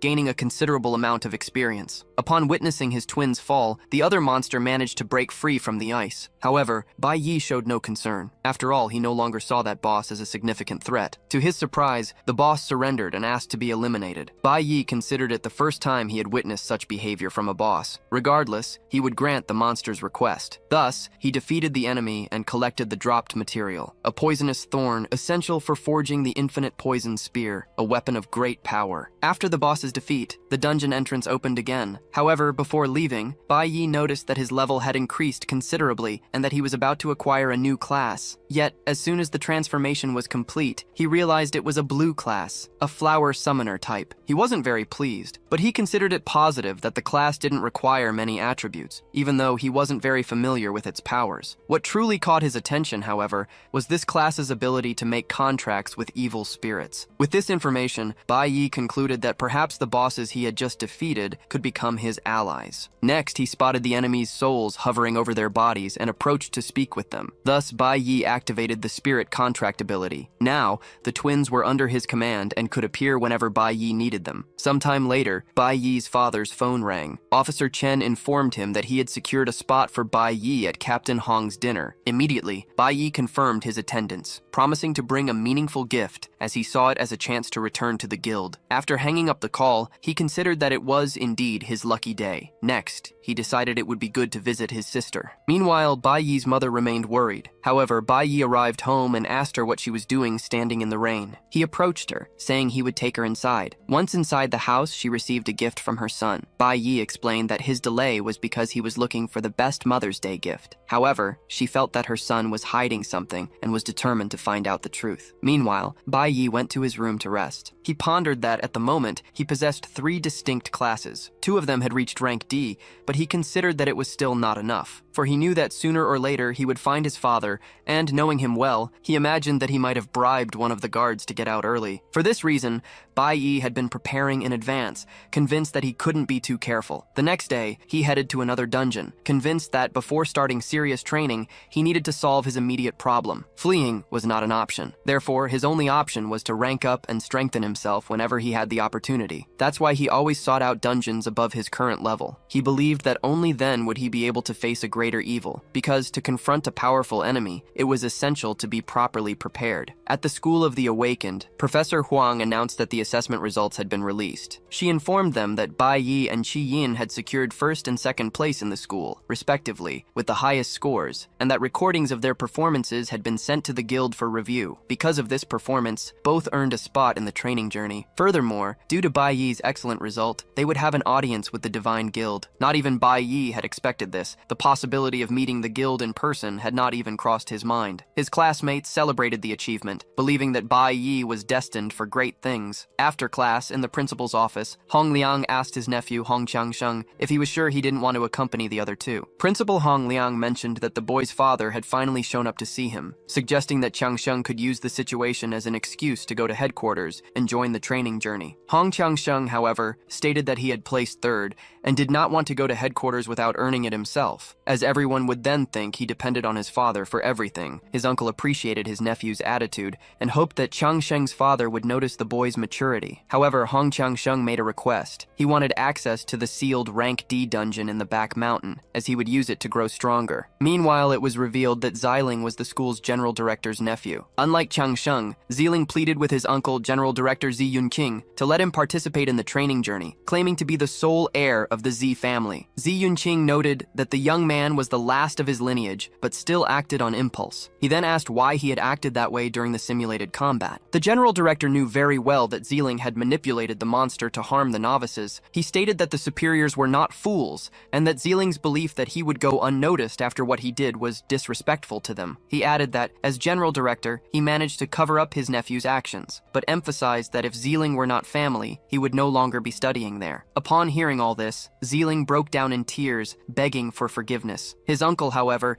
did not want to hear excuses, explaining that he only covered for him because, in a way, his nephew's actions had been useful. He revealed that because of Xiling's actions, the superiors had noticed Bai Yi even more, and now began to suspect there was something unusual about that boy. The general director stated that Bai Yi's evolution was inexplicable, and because of this, someone from the guild wished to meet him personally. He also informed them that he would allow his nephew, Xiling, to participate in the training journey, but he warned him to stay in line, otherwise not even he would be able to protect him. Xiling was excited to learn that he would be going to the guild. Since he hadn't managed to harm Bai Yi the last time, he would have another chance. Furthermore, Zilling also wanted to settle scores with Hele and the others. Meanwhile, Bai Yi's friends were excited for him. They believed that an invitation to join the school's strongest guild was not for just anyone. After all, candidates usually went through several tests and many were not selected, but Bai Yi had been invited directly. Such an invitation was rarely distributed, which, in the eyes of others, only demonstrated how special Bai Yi was. However, Bai Yi showed no interest whatsoever. He took the invitation he received and threw it in the trash in front of everyone. Obviously, no one understood Bai Yi's attitude, but he simply turned his back and left. His classmates were perplexed. However, the most studious classmate had already understood everything. He commented that Bai Yi probably had no intention of joining anyone. From the way he was acting now,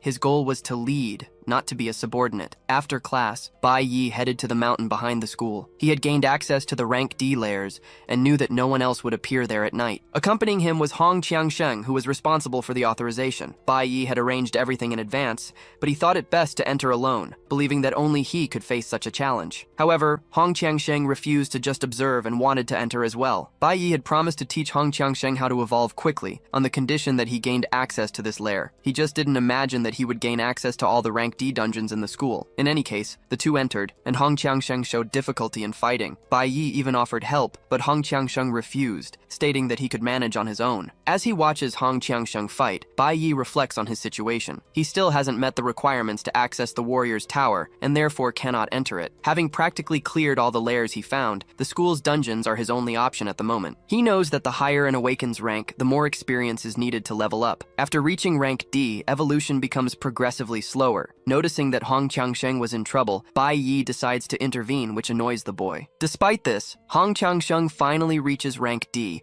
and realizes that training away from his family's bodyguards is much more effective. Bai Yi also evolves, reaching rank C, and thinks that, with his current attributes, he can handle the pending problem without difficulty. Upon arriving home, Bai Yi's mother asks if he has been going out with any girls. Bai Yi replies that he hasn't, claiming he is still in middle school. Then, his mother questions why he is arriving so late. She explains that it's normal to like someone, and if that's the case, advises him to pursue love without fear, as he will regret it if he lets the opportunity pass. Bai Yi thinks there was only one girl in his life he truly cared about, Hele, his former team member. She always courted him during missions, but Bai Yi always pushed her away. Even with all her advances, the protagonist saw her only as a friend. Furthermore, he was the team captain and took his work seriously, not seeing any possibility of romance between them. However, when he saw her perish before his eyes, it left him deeply furious. In his past life, his master saved him from death row, and soon after he met Yahello in the capital of the Sacred Kingdom. But now, Bai Yi doesn't even know where she is, and imagines that, in this life, it will be difficult to find her again. After all, only he remembers what happened in his past life. Now, both are complete strangers to each other, even if they meet again. What Bai Yi doesn't know is that Hele is closer than he imagines. She receives information that Bai Yi hasn't responded to any of her messages and is ignoring the guild. Hele thinks the situation is getting even more interesting and concludes that she will have to speak with Bai Yi personally. Finally, Bai Yi's birthday arrives. His mother hands him the promised gift. Upon opening the box, Bai Yi finds the wrapping, and inside it, a card from his mother. He notices the gift is a scarf, but finds it odd, as it is still summer. He then asks his mother if she knew he was about to go to the Sacred Realm. She confirms, explaining that the Sacred Realm is quite cold and that he would need to dress warmly. Bai Yi then realizes that his mother knew about his plans all along, and that there was no point in trying to hide anything anymore. Still, his mother suggests that, since it's his birthday, he should invite friends to celebrate. Bai Yi insists that he has no friends. However, back at his school, Bai Yi is surprised. One of his old friends appears with a gift, an action figure of his favorite model, which he hands to Bai Yi. The nerd also approaches with a gift and hands him a special item. Bai Yi sees that it is the original tape of his favorite movie and is impressed. He recalls that, in his past life, he and the nerd used to skip class to watch old movies, and he is surprised that his classmate still remembers this. The nerd asks Bai Yi not to let the teachers find out and hopes he likes the gift. Bai Yi thanks him, as he truly liked it very much. To his surprise, Chi Yin also appears with a gift. Bai Yi's classmates are shocked to see him receive a gift from a girl. Furthermore, they realize that the gift is an enchanted gem, a rank A weapon. Bai Yi argues that it is too valuable and that he cannot accept it. Chi-yin explains that if it weren't for him, she wouldn't have been selected for the training journey, and that is why she would like to thank him appropriately. She adds that the item is not that valuable to her family, and that it would be much more useful to Bai Yi than to anyone else. Bai Yi considers that indeed, it would be a waste to refuse something like that. He imagines that Chi-yin chose the gift after seeing him use a more basic magic weapon, and he notices the girl's attention to detail. Furthermore, he feels touched to notice that, even with his cold demeanor, all his friends remembered his birthday and brought him gifts.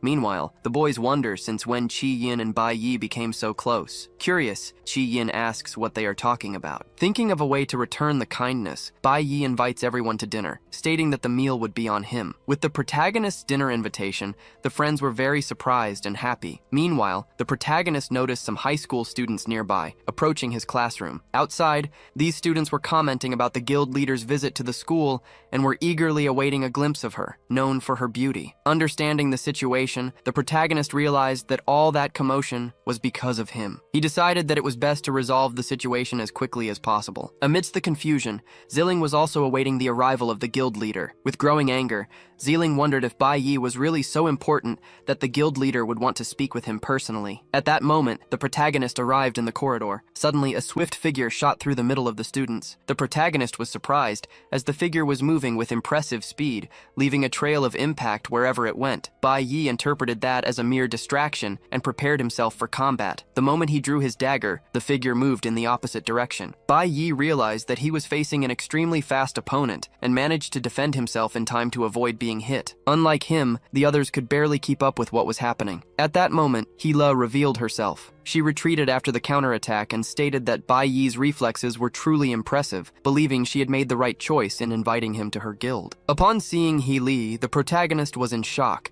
as he definitely did not expect that appearance. He-lu explained that her guild had sent several invitations, but since Bai Yi hadn't responded, she decided to appear in person to talk. Seeing Bai Yi being confronted, his colleagues thought he wouldn't have the courage to reject the girl directly, as it would be an awkward situation. He-lu considered it better to introduce herself formally, but before she could do so, Bai Yi ran and hugged her. Witnessing the scene, everyone around was in shock, including Xiling, who couldn't believe what he saw. For his part, Bai Yi expressed his happiness at seeing Yahello again after such a long time. Obviously, she didn't understand his reaction, much less the others, since no one expected Bai Yi to suddenly hug the guild leader. The nerdy colleague commented that, although it didn't seem like it, Yahello was the same age as Bai Yi. She had been in the same class as them, but awakened her abilities earlier. Turning back to Yahello, she pulled away, visibly embarrassed. However, she asked if she could interpret that hug as a yes to her invitation. She argued that the guild could offer everything Bai Yi needed, including resources for him to become stronger. Bai Yi stated that he would not join the guild, as it made no sense to him. He explained that he would soon create his own guild, and when that happened, perhaps they could fight side by side. Next, the guild's vice leader appeared. He informed them that Captain Hong had returned to campus and that the board had requested they welcome him. At that, Yahello told Bai Yi that they would meet again on the training trip. That way they could talk better, including about the fact that he had mentioned they hadn't seen each other in a long time. Seeing her walk away, Zilling seethed with rage. Not only him, but everyone present witnessed what happened and began to comment, mainly because instead of pushing Bai Yi away, Yahello treated him well after the hug. This generated gossip among the students. Bai Yi himself didn't imagine that would happen, and acted on impulse. In his previous life, his team members never talked about each other's pasts. For this reason, Bai Yi never knew that He-lu had studied at the same school as him. However, he thought that this was, without a doubt, the most unusual birthday he had ever had. After class, Bai Yi took his friends to the steakhouse as promised. While the boys enjoyed their meal, Chi-yin asked Bai Yi if he would really form a guild, and what he meant by saying he wouldn't stay there for long. Bai Yi replied that after the training journey, he intended to remain in the sacred realm. Then, his nerdy friend asked if Bai Yi would drop out of college to open the guild. Bai Yi clarified that it wasn't quite like that. In fact, he intended to try to join the Divine Weapon Academy, located in the Sacred Realm. Meanwhile, at the Kaibin Hotel, Captain Hong arrived. His colleagues greeted him with great enthusiasm. In turn, Captain Hong enjoyed being flattered so much. He entered the hotel lobby, accompanied by the police captain. However, the police captain was surprised to see Bai Lingsheng present at the party. He questioned his subordinate why that man was out of prison earlier than expected. expected. The colleague explained that Mr. Bai had paid double the bail with the commander's approval and asked the vice captain to turn a blind eye. The vice captain was not at all pleased with the situation, especially with Bai Lingsheng being present at Captain Hong's welcome party. The subordinate added that Mr. Bai had been unfairly expelled from the guild and was now trying to return to the corporation. To attempt his return, Bai Lingsheng brought all his assets with him. However, his valuable ores were of no use, as Captain Hong was not pleased to see him again. He claimed that the Divine Guild had reserved the entire venue exclusively for its members, and therefore did not want a mongrel like Bai Lingsheng among them. While picking up the ores from the floor, Bai Lingsheng tried to explain himself. However, Captain Hong grabbed him by the collar and said that, with the reputation Bai Lingsheng had, he shouldn't be so shameless as to try to buy a spot in the guild. He ordered him to get out of his sight and never return. Captain Hong ordered that from that moment on, no one should allow that individual to approach the group. Extremely humiliated by the captain's words, Bai Lingsheng erupted in a rage. He swore revenge for having been so scorned. Enraged, Bai Lingsheng left the hotel. As he walked down the street, he devised various ways to make those who had humiliated him pay. Meanwhile, the protagonist's mother left home. By an unfortunate twist of fate, she and Bai Lingsheng unexpectedly met. Meanwhile, the protagonist was still at the restaurant. He observed some members of the Divine Guild. One of his friends commented that if Bai Yi joined the guild, he could become as prestigious as those men, and perhaps even surpass them. For his part, the protagonist thought the day had been exceptionally good. He wondered if fate was gifting him on his birthday. However, he couldn't shake off a strange premonition, as if something terrible was about to happen. While he toasted with his friends, his mother was in trouble far away. Bai Lingsheng, consumed by rage, had found a target to vent his frustrations. He murmured that his wife was enjoying life while he was going through difficulties. He wanted to remind her of the consequences of not acting according to his rules. When he saw his wife wearing a bracelet, Bai Lingsheng questioned who had given it to her. The bracelet on her wrist radiated a subtle glow. Frightened, the woman froze. At that instant, Bai Lingsheng burst into laughter,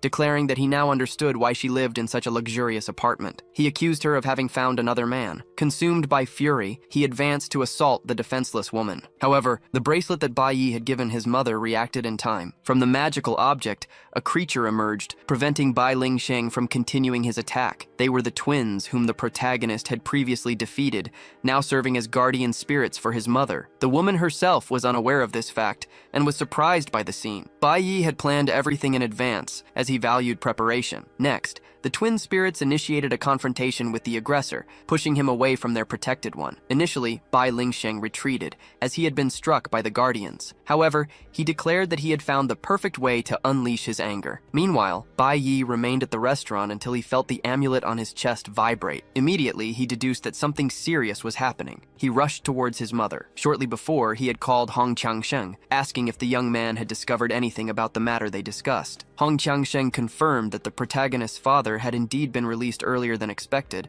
and had even attended Captain Hong's reception party. However, after being expelled from the party, he had not been seen by anyone since. Bai Yi tried to call his mother, but she did not answer, which made him deduce what was happening. Immediately, he headed home, using a bicycle to arrive more quickly. The protagonist knew that even though he had left the twins with their mother, their power level was inferior to their father's, meaning they would only be able to delay him. Meanwhile, Bai Lingsheng had already defeated one of the twins, and still had enough energy to continue the fight. The twin, already on the ground, tried to stop him. However, Bai Lingsheng definitively eliminated the twin, using brutality to do so. With one of the twins out of combat, he declared that he would do the same to the other. As Bai Lingsheng advanced towards the remaining opponent, the guardian perceived the imminent danger and used his abilities to try and immobilize him. As he did so, he begged the protagonist's mother to run without looking back. She was quite frightened, but decided to obey and fled the scene. The guardian, in turn, used his own body to try and contain the threat. However, Bai Lingsheng was stronger and didn't take long to break free. After breaking free, he stated that his wife would have no way of escaping him. He then caught up to the woman and asked, "Where do you think you're going?" Bai Lingsheng declared that there was nowhere for her to run. He noticed the jade pendant around the woman's neck and forcibly took the object from her. Believing the object to be just another gift, Bai Lingsheng destroyed the necklace. He then advanced on the woman without mercy. However, what Bai Lingsheng didn't know was that the pendant served as protection, and upon breaking it, Bai Yi immediately appeared to save his mother. Even so,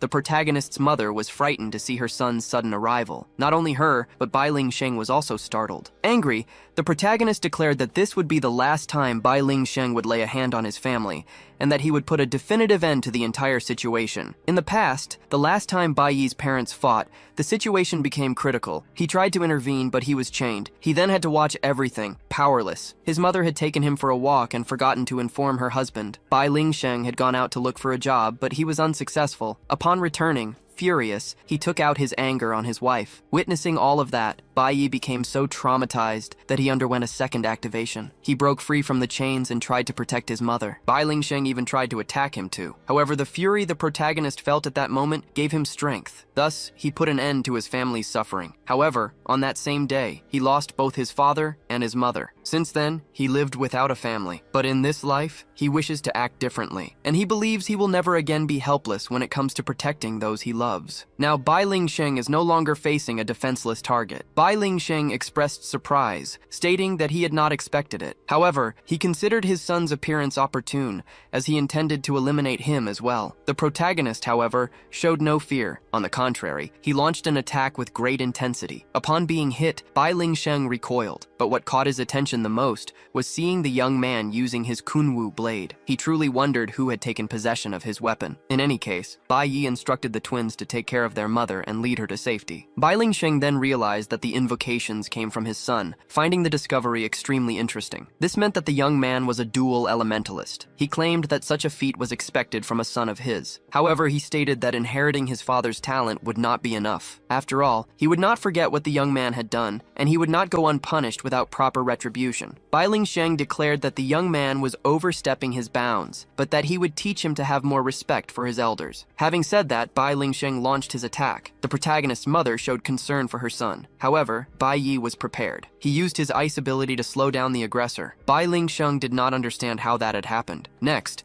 the protagonist revealed that he did not possess only two classes. He added that it had no relation whatsoever to Bai Ling Sheng, as the power came from himself. Finally, Bai Yi declared that the man in front of him meant nothing to him but complete trash. Bai Ling Sheng, however, declared that he did not feel intimidated. He argued that despite Bai Yi possessing multiple classes, the boy lacked the combat experience that he, the father, possessed. He added that it was no coincidence that he, and not his son, was the head of the family. Upon witnessing Bai Ling Sheng free himself, Bai Yi attacked him again, and did not cease the attack until the aggressor was completely subdued. Bai Ling Sheng in turn realized that his defense had been breached and that he had been hit. Irritated, he questioned how the boy had managed such a feat. Bai Yi simply replied that he owed the old man no explanations. After all, they were no longer family. He added that it would be better for Bai Ling Sheng to stay away from his mother from now on, otherwise he would not be so merciful. Bai Ling Sheng began to laugh at the situation. He claimed that he had always strived to provide for the family, and all he received from his family was ingratitude. He also stated that as long as he was alive, Bai Yi would always be his son, no matter what happened. However, Bai Yi did not agree with that statement. He attacked, throwing Bai Ling Sheng away. Bai Ling Sheng even tried to retaliate, but he couldn't even get close to Bai Yi to hit him. Upon being hit, Bai Ling Sheng wondered how his son,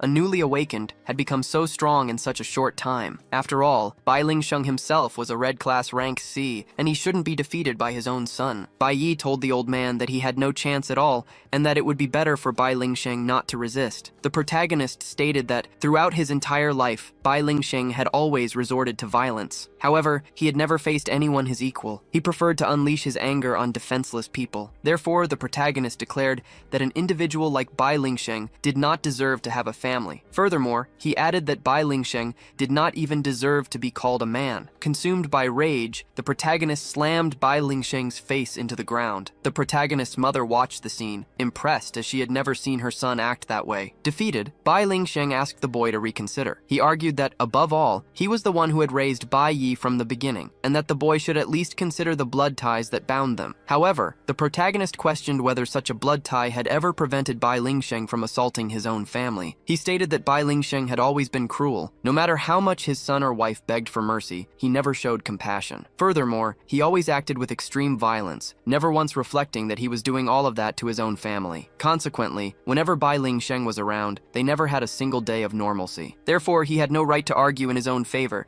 because a man who committed such acts did not deserve to have a family. Prostrate on the ground, Bai Ling Sheng apologized. He claimed to recognize his mistakes and promised not to commit them again. However, witnessing that, the protagonist remembered something. In his past life, Bai Ling Sheng had acted the same way. When he realized he was no match for his own son, he feigned repentance. But when Bai Yi let his guard down, he was attacked by his father. Now, the protagonist thought he would not fall for the same trick twice. His adrenaline was pumping, and he concluded that there was only one way to end it. Bai Yi's mother tries to stop him from committing an irreversible act. However, Bai Yi argues that there is only one way for a sinner to truly repent for his mistakes, to ensure he never has another chance to err. Seeing imminent death, Bai Lingsheng tries to negotiate for his life. However, his pleas are in vain, as Bai Yi remains unyielding in his determination. He invokes his ice powers and silences Bai Lingsheng. Bai Yi reflects that he had reached this point before, and there is no reason to hesitate now. Suddenly, he hears his mother's voice, pleading with him not to proceed. The guardian beast had lent its voice to Bai Yi's mother. Through it, the mother asks her son not to become a person as cruel as his father. She argues that Bai Lingsheng has already lost his most precious possession, his pride. He will live regretful and resentful for the rest of his life, and that in itself will be his punishment. The mother adds that she does not wish to see her son transform into a monster, as that is exactly what will happen if Bai Yi goes through with his plans. Furthermore, she does not want to have to visit him in prison, as that is where he will go if he fulfills his desire. Bai Yi is finally convinced, but declares that he will find a way to ensure Bai Lingsheng is never a threat again. He then uses an ability known as Judgment. By striking Bai Lingsheng with this ability, Bai Yi manages to prevent him from using his awakened abilities again. From that moment on, Bai Lingsheng becomes an ordinary man, devoid of powers. Bai Yi orders him to leave the city and never reappear in his life. He also warns that,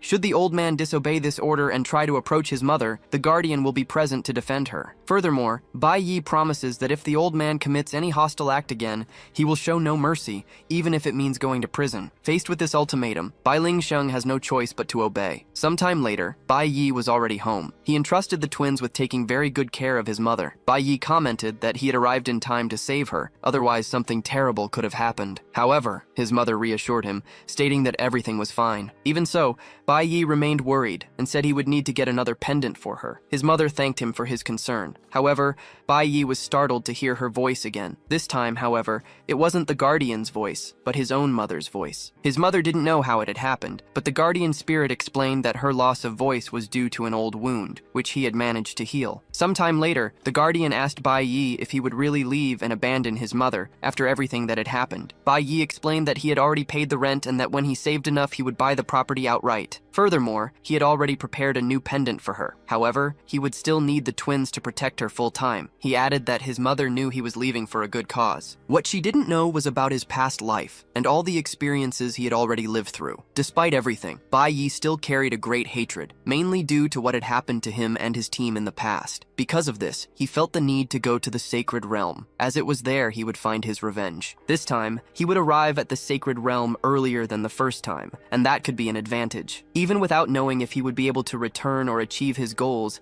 he was willing to drop everything and go there. While walking with his mother through the city, she commented that she had almost forgotten to pray. For every year, on the first full moon of the summer holidays, the great mage of the flower goddess temple returned to Chushi City. Bai Yi had even forgotten that his mother was a devotee of the flower goddess. He also hadn't told her when he would leave, as he thought it better to go in silence. After all, the one thing he was least good at was saying goodbye. Sometime later, the protagonist's friend received news of the successful surgery to correct his problem. The boy's parents were very grateful for this. He, for his part, thought it was not such a big deal. His mother disagreed, stating that such procedures are not simple and that they should be grateful, but she advised him to rest for a good recovery. The young man did not want to have the surgery at that moment as his friends were leaving, and he wished to at least say goodbye. The next day, Chi Yin's mother said goodbye to her, asking her daughter not to let her father work late when she saw him. The school official said that the students would only be traveling for 15 days, and therefore parents should not act as if they would not see them again. Meanwhile, the protagonist waited for the train alone. His teacher noticed this and asked if Bai Yi's parents couldn't accompany him. The protagonist simply replied no. Wang, the teacher, inquired if he had always been so independent. Bai Yi thought his teacher truly had no idea of his situation, but he decided it was better that way. He had gotten used to being alone a long time ago. After losing his family, Bai Yi also lost his best friend, and just as he was getting used to his teammates, he also lost everyone on that fateful day. Due to so many losses, he became accustomed to dealing with pain in silence. Therefore, he disliked goodbyes and preferred to act in his own way. Professor Huang announced the train's arrival, instructing everyone to prepare. Focused, Bai Yi could only think about his journey. Suddenly, a familiar voice called his name. Looking back back, he was surprised by what he saw, something he hadn't expected. His mother, accompanied by his friends, had appeared to say goodbye. Linlu had managed to escape the hospital just to see him, warning that he would be in trouble if his parents found out. Bai Yi reprimanded his nerdy friend, reminding him that he needed to recover from surgery. Linlu insisted that he was fine, but admitted that worry had brought him there to advise Bai Yi to be careful on his trip. His friends, showing affection, made sure to bring clothes and food for Bai Yi. Even the class representative expressed her joy at seeing how much Bai Yi was loved. Bai Yi's mother also brought a gift, a bracelet from the goddess temple, stating that it would protect him. She explained that, just as her son had once given her a gift, she wanted to return the favor with something that would help him on his journey. Bai Yi realized that his mother had gone to the temple for him, and considered the possibility that she already knew he didn't intend to return home anytime soon. Professor Huang then announced that the train was about to depart, and that all students should board. Bai Yi said goodbye to his friends and family, and boarded the train, ready to travel. He reflected on how much things had changed since his return, including the people close to him. Unlike before, Bai Yi felt that someone was waiting for his return. He then thought that perhaps it would be best to return as soon as possible, after resolving everything. Not far from there, a man watched the train depart. He noticed that Bai Yi had boarded safely, and that the item had been successfully delivered. It was Lu Zhongjiang, the patriarch of the flower goddess temple. Now, he thought that the rest depended solely on Bai Yi. Inside the carriage, the professor explained that the guild was handling the sea crossing,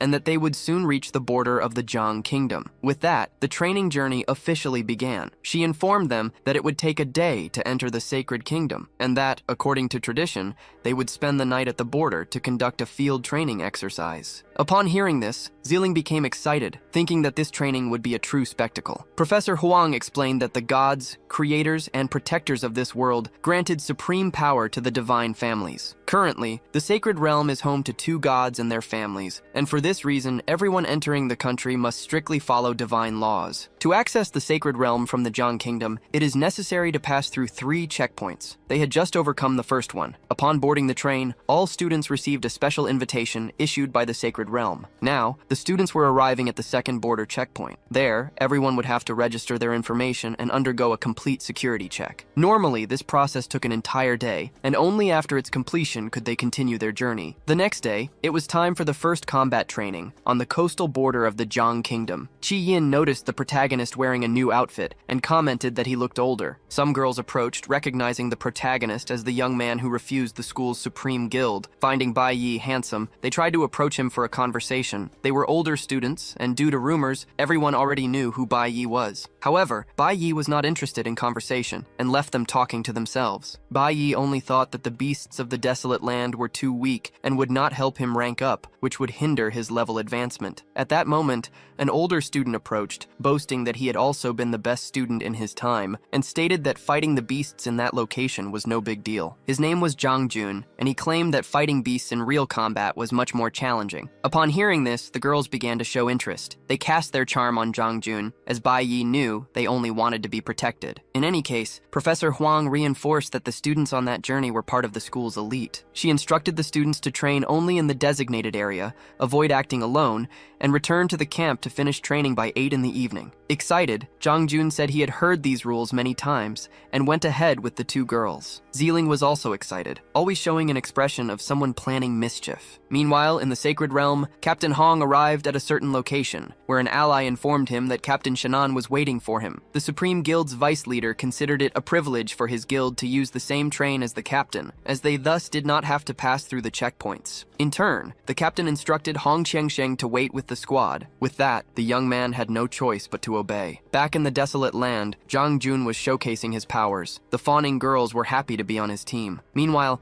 Bai Yi focused on his own training. He thought that to level up, he would need to face stronger beasts, but he knew he wouldn't find them there. Furthermore, defeating low-level beasts was not worth his time and effort. Amidst this situation, Zhang Jun was hit by a creature stronger than him. When he was injured, he wasn't even supported by the girls. They were in shock and couldn't react. At that moment, Bai Yi became the creature's next target and, unlike the others, had no intention of retreating. With a single blow, Bai Yi eliminated the threat. The protagonist disdained the defeated monster so much that he didn't even care about its spoils. Bai Yi knew that location offered no challenges worthy of him, so he decided to seek a more formidable opponent. After some time, he found some magic crystals. However, he noticed that these crystals concentrated great energy and usually formed in demonic lairs or areas infested by beasts. The magic in the crystals, however, was almost depleted, suggesting suggesting it had been drained some time ago. The trees in the region also seemed to have been drained. Bai Yi wondered what kind of enemy would be capable of absorbing such immense energy. After walking for a while longer, he reached the end of the trail. Upon inspecting the area more closely, he found a strange flask on the ground. On the object, there was an inscription indicating it belonged to Zifeng Industries. As night fell, it was time to conclude the training. The teacher prepared dinner for the students, using beast meat. She explained that combat training simulated life in the wild,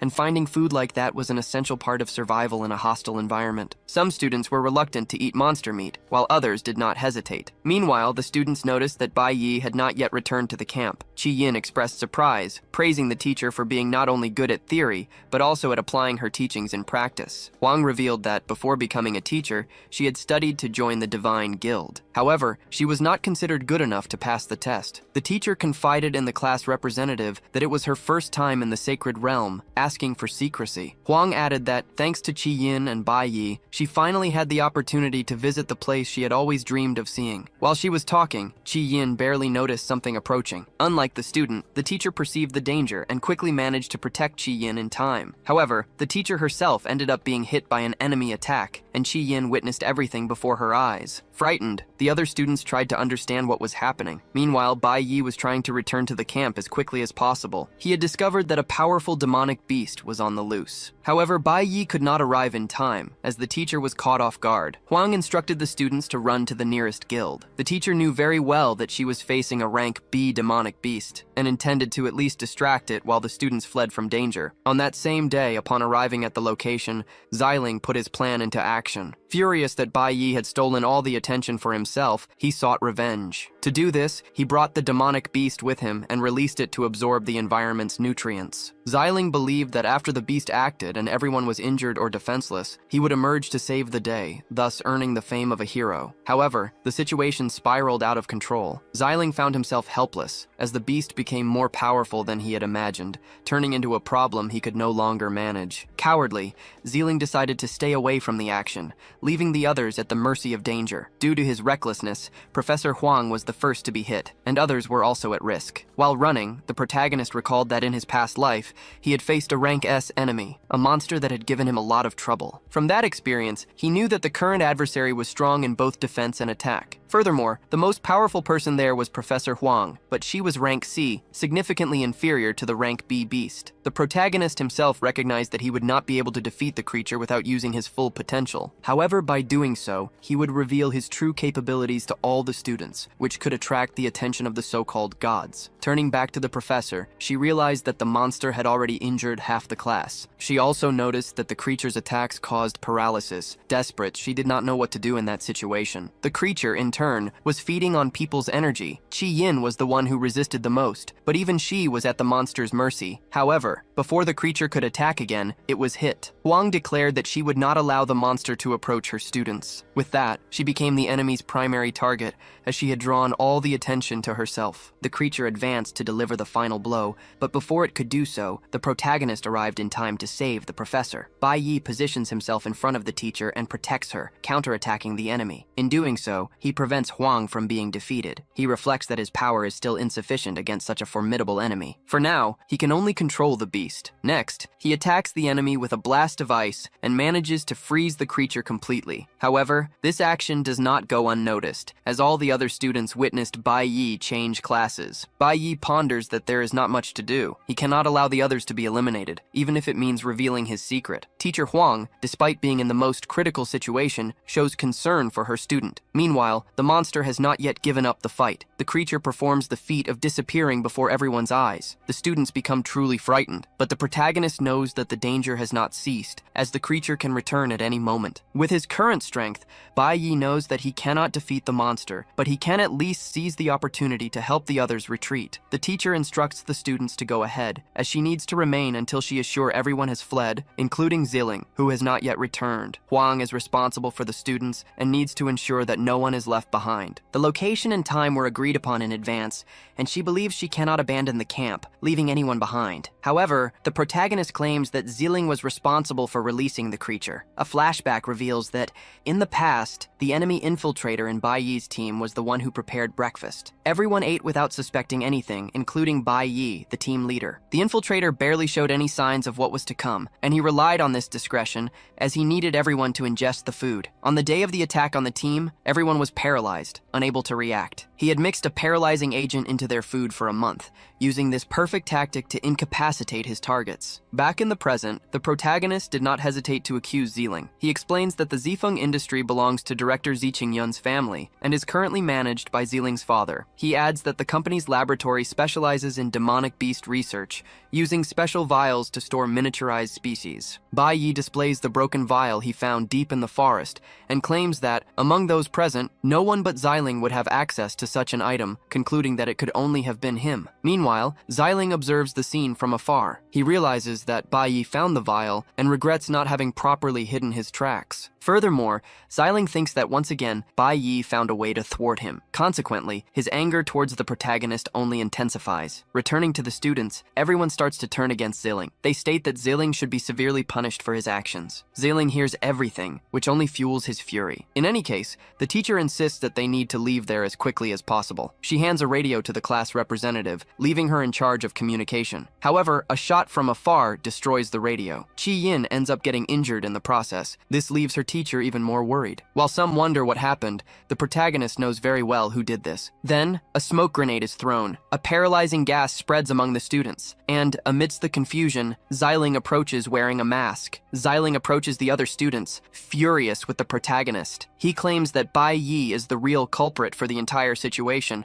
as it was he who incited everyone against Ziling and his family. For this reason, no one would leave there alive. However, Bai Yi, unlike the others, is not affected by the gas. He approaches Ziling and asks if he truly plans to get rid of all the students. While some can barely stand due to the smoke, Ziling continues to throw grenades into the area, showing no mercy for his classmates. He reveals that he was saving these grenades to use against the creature, because he, Ziling, was supposed to be the class's savior, not Bai Yi. However, since the protagonist decided to ruin his plan, everyone would pay for having chosen to flatter the wrong student. Ziling points his bow at the protagonist, but before he can shoot, Professor Huang tries to convince him to give up. She states that it is still possible to do the right thing, and that Ziling doesn't need to act that way. After all, she believes that everything was just an accident, because the Ziling she knows would never harm his classmates. In turn, Ziling replies that it's too late, and there's no turning back now. Professor Huang realizes that she can barely move, and that if she continues like this, she will faint like the others. Next, the protagonist inflicts a wound on himself and declares that, in one thing, Ziling is right. There's no turning back from what he has done. He adds that it doesn't matter how wronged Ziling feels, because no excuse Ziling uses justifies his horrendous actions. Angrily, because the situation reminds him of his own past, the protagonist asks how Ziling has the courage to point a weapon at his own companions. Then, Bai Yi defends himself from a fired arrow and advances toward the aggressor. With a precise strike of his sword, he definitively prevents Ziling from firing another arrow. Not only that, but in the process, Ziling's mask breaks, leaving him exposed to the gas. Bai Yi feels no pity, because for him, traitors do not deserve any kind of forgiveness. Ziling, feeling excruciating pain after the attack, accuses Bai Yi of being a lunatic, blaming him for everything that happened. However, the protagonist retorts, stating that it was Ziling who hid amidst the chaos, watching everything from afar, and then questions, who is the real lunatic? Bai Yi claims that Ziling was responsible for causing this tragedy. Furthermore, his attitude put everyone's lives at risk, including Ziling's own well-being, all in the name of pathetic revenge, and almost eliminated a good portion of the students and the teacher, who had nothing to do with the situation. Confronted with the truth, Ziling breaks down in tears. He claims he didn't interfere for fear of not being able to defeat the creature, which is why he remained hidden, and states that he can explain everything. However, the protagonist doesn't want to hear anything more. Bai Yi declares that Ziling has already made his decision, and now it's time to face the consequences. Desperate, Ziling begins to think that Bai Yi is even crazier than him, as he truly intends to eliminate him. However, Bai Yi doesn't do it. Instead, he uses his ability to nullify an individual's powers. Thus, in addition to feeling intense pain, Ziling loses his awakened abilities forever. Bai Yi applied what he deemed necessary, leaving Ziling permanently unable to be a threat. In turn, the spoiled boy, boy, who once had everything he wanted, now finds himself reduced to a crybaby, begging for help. No sooner had one problem been solved than another immediately arose to complicate the protagonist's life. Bai Yi heard his teacher call for help as the previous beast had returned. He considered it a terrible time. Although he was not affected like the others, the gas weakened his movements. What was already difficult now became even more complicated. However, there was no other option but to face the monster. Suddenly, something surprising happened. A lightning bolt appeared out of nowhere and struck the creature directly. The monster was cut from top to bottom but remained standing. Professor Huang exclaimed that Yahello had arrived at the right moment. Yahello, in turn, admitted that the monster was difficult to face alone. Then, she asked Bai Yi if he could help her. Even surprised by the sudden appearance,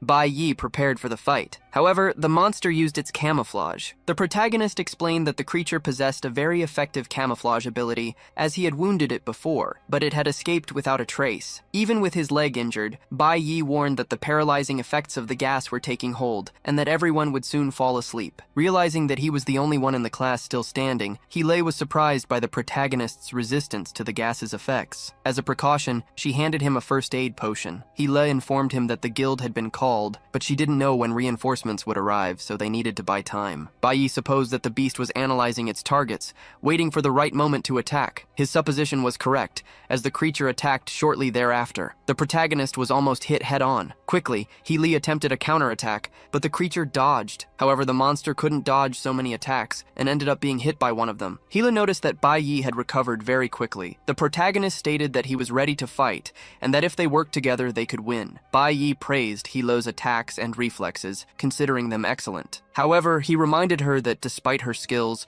she was still a student and her safety should be the top priority. Yahello in turn retorted that he acted as if he wasn't a student himself. At that instant, the monster rose again. The protagonist then suggested they attack together. They agreed and synchronized their attacks. This time, however, the situation was different. The monster managed to defend itself effectively and pushed the protagonist away with a blow. Yahello stated that she could attack. However, upon trying to hit the monster, she realized she couldn't break through the enemy's defense at all. Bai Yi, sensing the imminent danger, tried to warn his colleague. However, Yahello couldn't get away in time and was hit by the enemy. Furthermore, she noticed that the monster's attacks contained poison. In response, the protagonist blocked the enemy. He pondered that the monster was learning their attack patterns, even managing to protect itself from Yahello's blows. Moreover, the monster was absorbing nutrients from the area, progressively growing stronger. He concluded that if the battle prolonged, they wouldn't be able to hold out until reinforcements arrived. Additionally, Yahello had been severely wounded. Bai Yi felt it was his duty to act as quickly as possible. A flashback revealed a past scene, where Bai Yi asked his team what the correct course of action would be when the opponent proved superior. On that occasion, Yahello had replied that the correct thing to do would be to retreat, but she emphasized that the Divine Squad never retreated. Bai Yi then explained that for such situations, they had the rat bait plan. The plan involved one member attacking the enemy with full force, provoking a counterattack. This way, the enemy would expend all its energy attacking and defending itself. Meanwhile, another team member would await the opportune moment to deliver the decisive blow and end the fight. Bai Yi managed to attract the monster's attention. Then, he instructed Yahello not to attack immediately, guiding her to focus on recovering her energy. Yahello expressed her reluctance to let him fight alone. She was aware of the risk and, despite Bai Yi's talent, knew that he wouldn't be able to win the fight by himself. However, even as a top-tier gold-level professional, Yahello realized that Bai Yi was in complete control of the situation, acting as the true leader. Bai Yi attacked the monster with intensity. During the attack, he lost his weapon. Witnessing this, Yahello became alarmed. To make matters worse, she saw Bai Yi take a direct hit. Even wounded, Bai Yi ordered her not to act. Yahello was deeply confused, questioning how she could remain inactive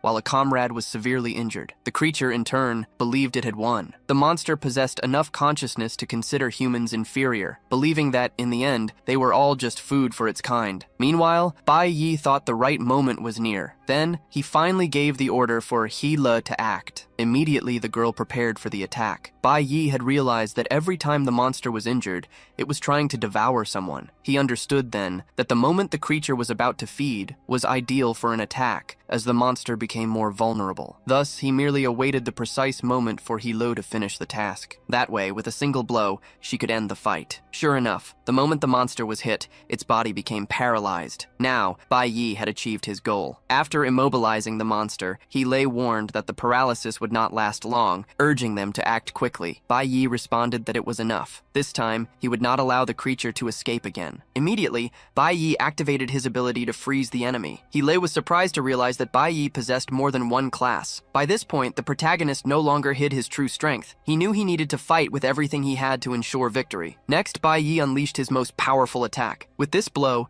he finally defeated the monster and took the opportunity to recover from his injuries. Witnessing this, Yahello reflected that, in that world, few geniuses managed to possess multiple classes. Seeing someone as young and talented as Bai Yi left her even more impressed. The protagonist then revealed that he was not limited to just 2 classes, but as many as he desired. Taking advantage of the monster's defeat, he absorbed its soul to transform it into an ally. Bai Yi now possessed 2 spiritual contracts with creatures, with the possibility of forming 4 more. After contracting the demonic creature as his new ally, the protagonist named it Changzai. From that moment on, he could summon Changzai whenever he wished. Impressed by Bai Yi's multiple class changes, Yahello asked how far his powers extended. Bai Yi simply asked her to keep everything a secret. Yahello understood that if he hadn't revealed his powers publicly yet, it was because he wished to maintain discretion. She then agreed to keep Bai Yi's secret. Shortly after the cavalry arrived at the location, they were the guild's 26th platoon, and the leader asked if the others were all right. Upon seeing the monster's corpse,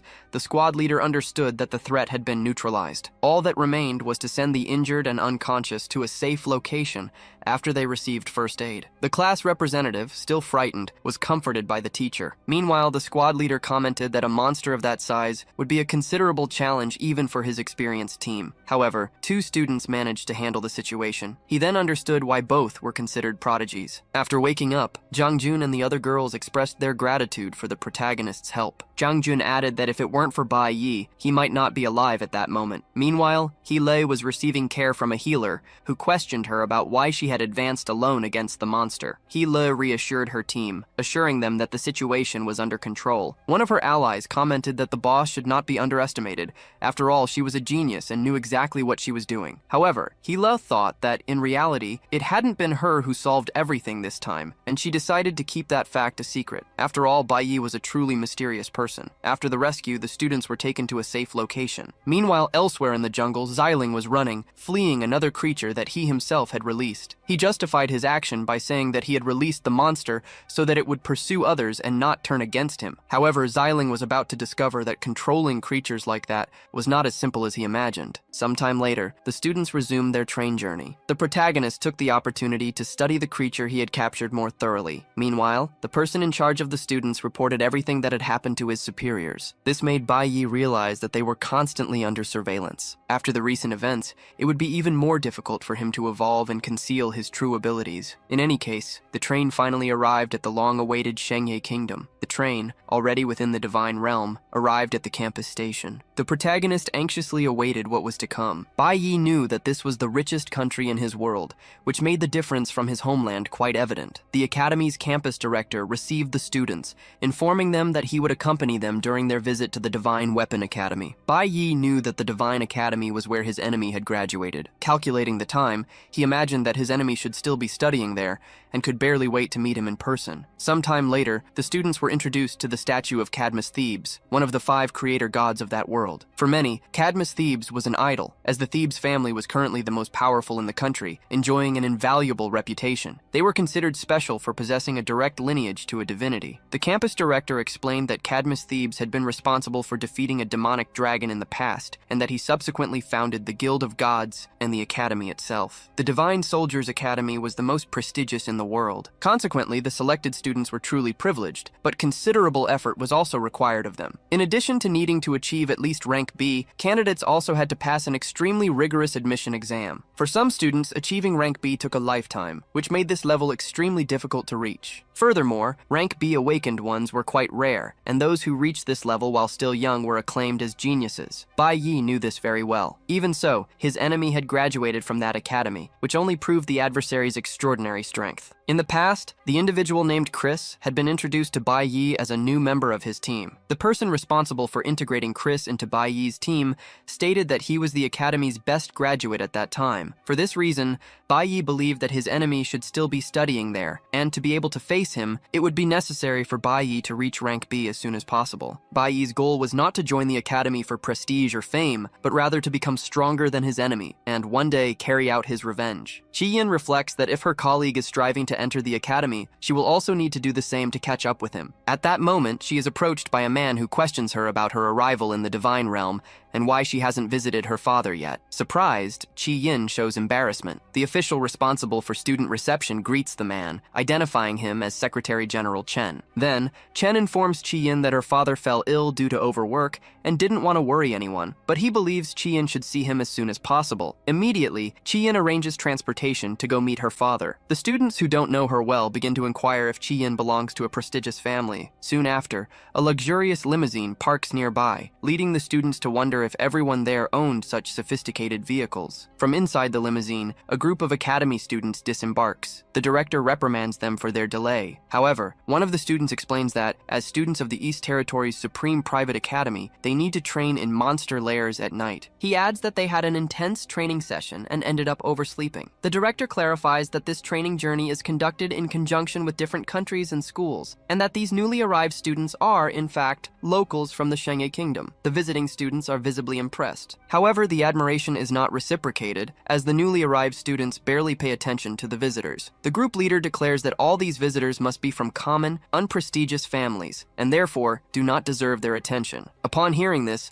the visiting students become uncomfortable with how they are being treated. Even Professor Huang considers the attitude excessive. However, the leader of the senior students mocks the others, claiming they are nothing but a bunch of bumpkins. He states that, unlike them, he and his friends are from noble families of the Shengye Kingdom. Therefore, the resources they receive are significantly superior to those of the others. He adds that because they are from a private class, there are only 5 students in their school, and the institution spares no expense for them. But he emphasizes that ordinary students cannot understand this, as they are not privileged. The leader assures them that, unlike the bumpkins, he will certainly enter the Divine Weapon Academy in the future. He justifies this by saying that although he is still in his second year of high school, his level is already almost rank B. For this reason, he and his friends were invited to visit the academy in advance, and he questions the presence of bumpkins on their excursion. One of Helo's allies felt offended and stated that their group was perfectly capable of competing with any other. However, the leader of the other students, with a tone of superiority, declared that his group had just flawlessly cleared a rank D dungeon, and therefore he didn't see how they could lose to others. An ally of the leader added that a bunch of bumpkins should never have set foot in a dungeon of that level. According to her, it was useless to argue, as they wouldn't even know what that meant. After all, in her view, commoners couldn't possibly understand the language of nobles. She continued, stating that as nobles, they were trained to assume prominent positions, while the others existed only to serve the stronger ones. Meanwhile, Bai Yi, the protagonist, reflected that the position of Divine Blessed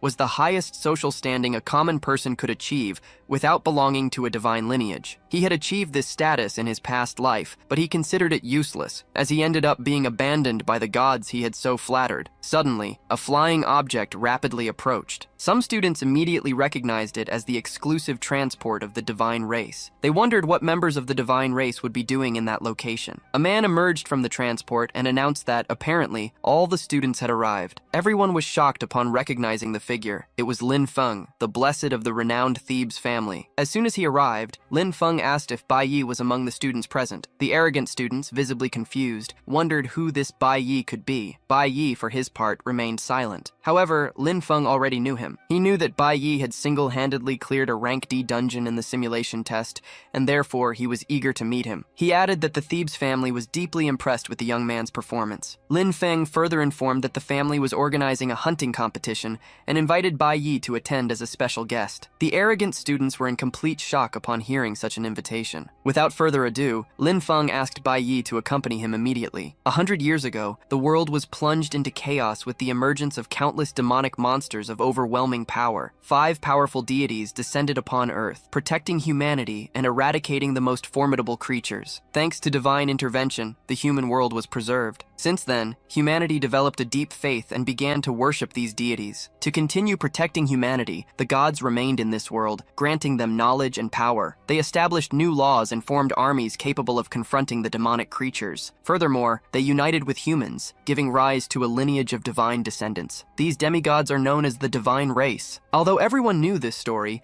learned since childhood about the protective gods, Bai Yi no longer trusted the credibility of such accounts. Bai Yi, for his part, remained indifferent while the other students vied for a chance to accompany Lin Feng, arguing that, unlike the others, they were not commoners. However, Lin Feng clarified that the event had been organized by the Thebes family, and this time all classmates had been invited. Thus, all interested parties could attend the hunt. Bai Yi's classmates were incredulous at the possibility of visiting the divine race's territory. They knew it was a place restricted to nobles, and going there represented a great privilege. At that moment, Lin Feng asked if everyone could go together. The Thebes family's territory was, in fact, a high-tech floating city. Its inhabitants used to travel by flying vehicles, just as Lin Feng had done. The 5 divine families were spread across various regions, with the Shengyi nation predominantly inhabited by the Thebes family. They were all descendants of Cadmus Thebes, and currently led the most powerful army in the world, the Guild of Gods. Naturally, they also managed the Divine Weapon Academy. Consequently, the entire process of army selection and management was conducted by them. The awakened academies in various countries were also under their jurisdiction. Bai Yi thought he had attracted their attention due to his performance in the graduation exam,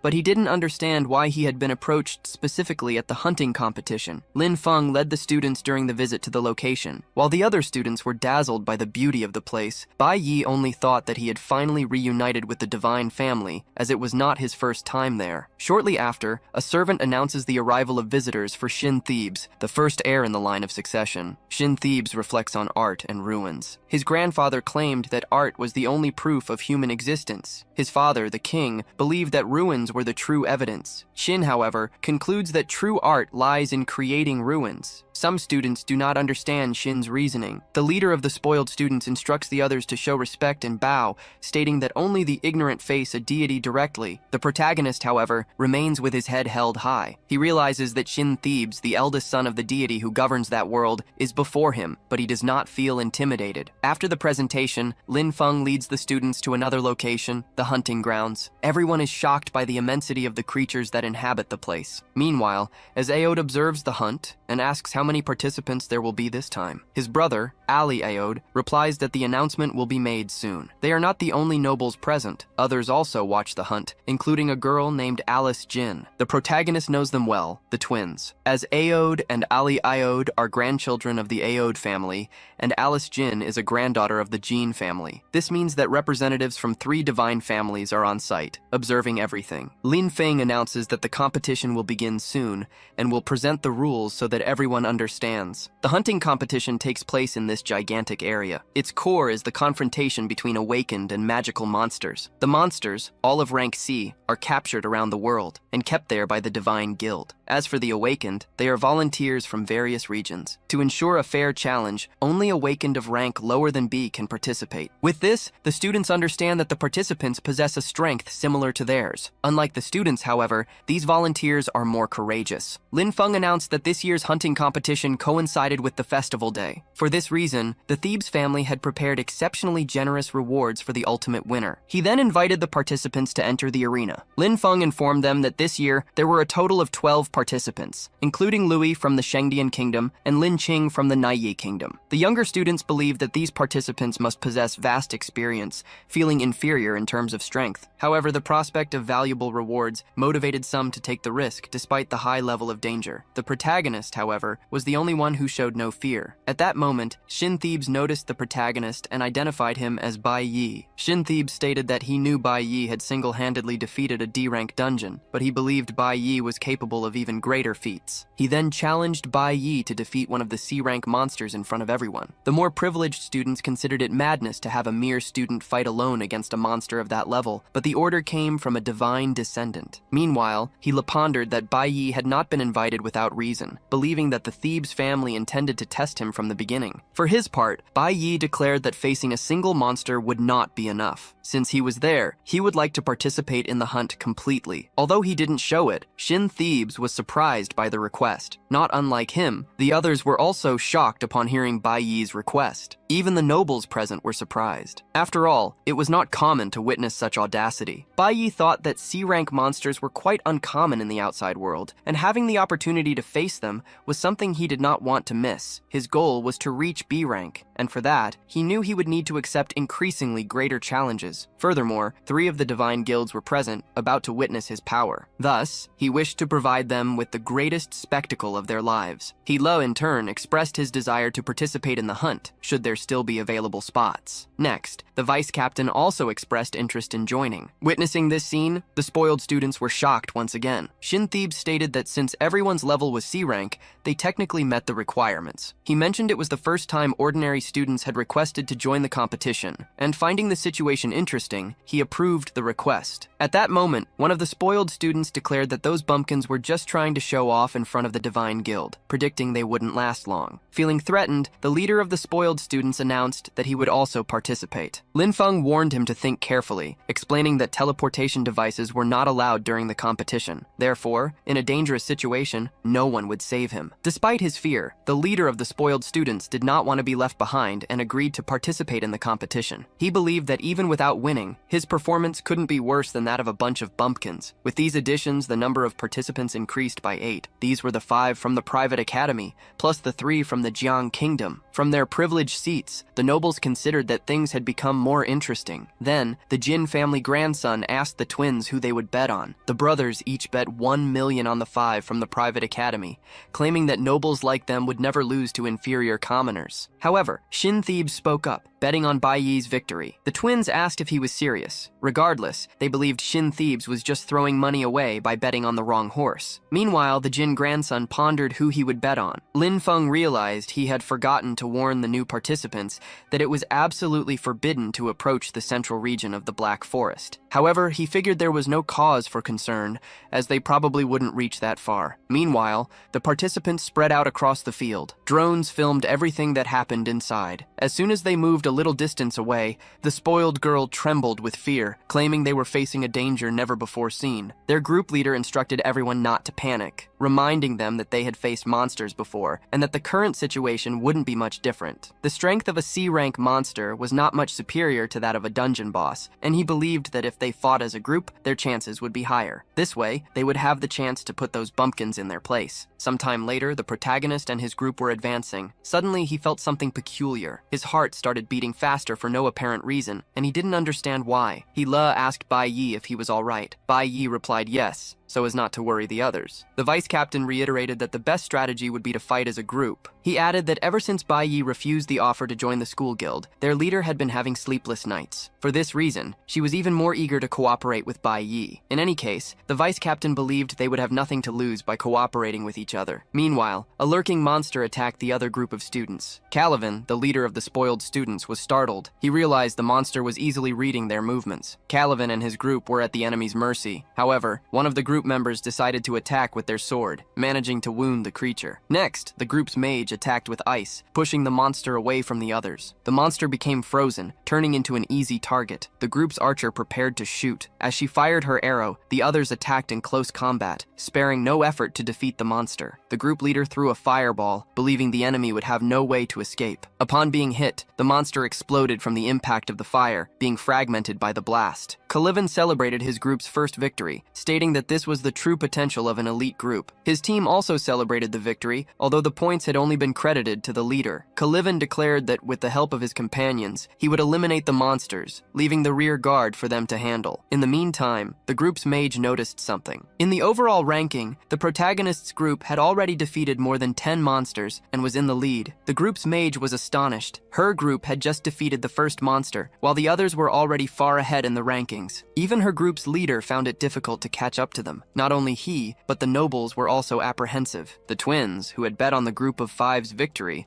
now considered them a useless bunch. They could not comprehend the difficulty they faced in defeating simple commoners. They believed these beginners were just lucky. Coincidentally, the prince had randomly chosen the third-ranked participant. Shin Thebes, however, stated that it wasn't about luck, as his father had taught him never to underestimate the insects. Unlike the others, the fat man had not yet placed a bet. He questioned if that hunt wasn't easier than usual. If it continued like this until the end, it wouldn't be fun at all. Then Shin Thebes asked what the boy's outlandish idea would be this time. In turn, the Jin family's grandson stated that he would bet on himself, since he would also participate in the hunt. However, he declared that he would send his dog to the hunting grounds, as he wouldn't dirty his own hands. One of the twins observed that that dog was a divinely blessed creature and, according to the rules, only individuals below rank B could participate in the hunt. However, the fat man argued that the Divine Guild set the rules. He also suggested that they take advantage of the situation and release the high-level monsters that were imprisoned. If his dog didn't achieve first place, he would be the one to die in the end. It didn't take long for the stronger monsters to appear. The first ones to face them were surprised,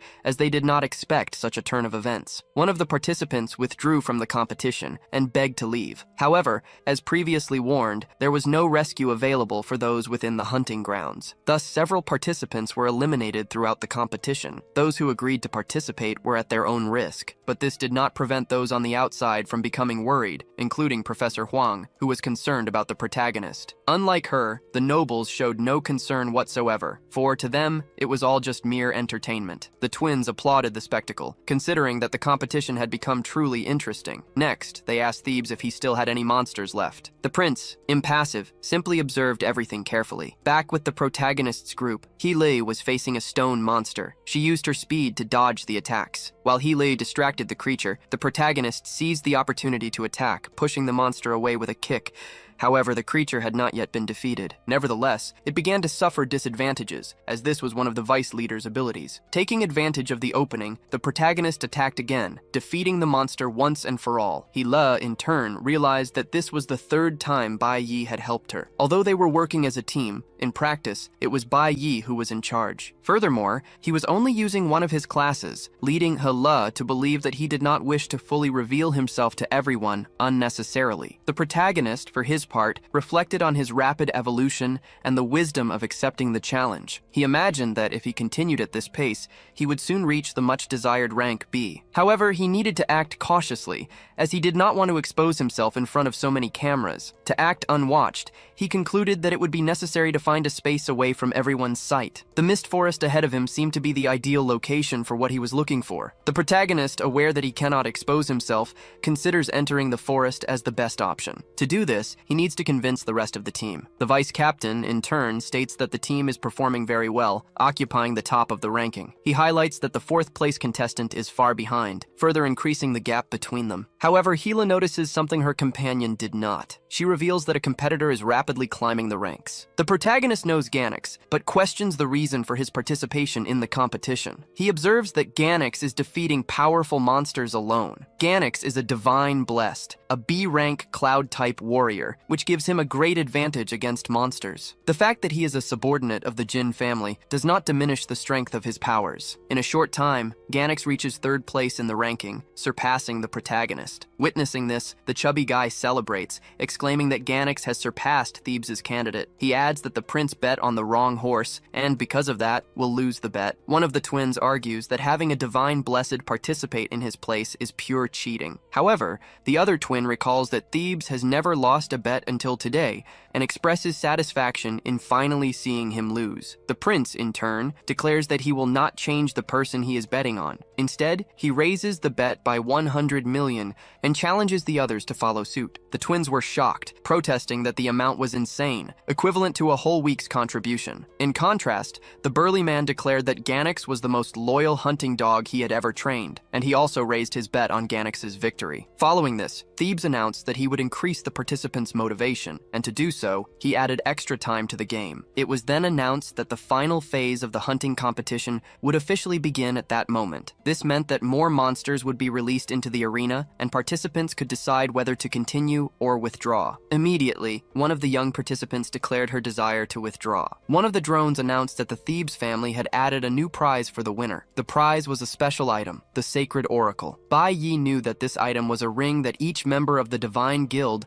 could only bestow once in their entire lifetime. For an ordinary person, obtaining a Sacred Oracle was equivalent to possessing a guarantee of impunity. Even if they committed a capital crime, they could use the Sacred Oracle to obtain absolution. In his past life, Bai Yi had been saved by his master with an identical ring. Therefore, Bai Yi was surprised to learn that the Thebes family was betting so heavily on this competition. He believed that the competition would become even more intense, and because of this, he would have to strive to climb the ranks. Next, the vice captain observed that fighting as a team had a higher success rate, but points accumulated slowly, and the number of monsters was also decreasing. He suggested that each of them fight for themselves from that moment on, otherwise the three of them would be surpassed by the newcomer in the competition. In turn, Bai Yi asked if his companions would be able to manage on their own. Upon hearing this, He Li realized that Bai Yi had only agreed to fight with them because he was concerned about his companion's safety. Then, she told Bai Yi not to worry about it, and stated that she should not be underestimated, as she was also vying for first place. On the other side, Ganax was fighting with everything he had. After all, he knew what would happen if he lost the competition. Watching everything from a private box, his master stated that he had created a true hunting dog, and believed there was no way the prince's candidate could win the competition, as even Bai Yi's teammates had abandoned him. However, immediately afterward, Bai Yi looked at one of the drones, and the transmission went down. The prince was somewhat confused, as no one expected that to happen.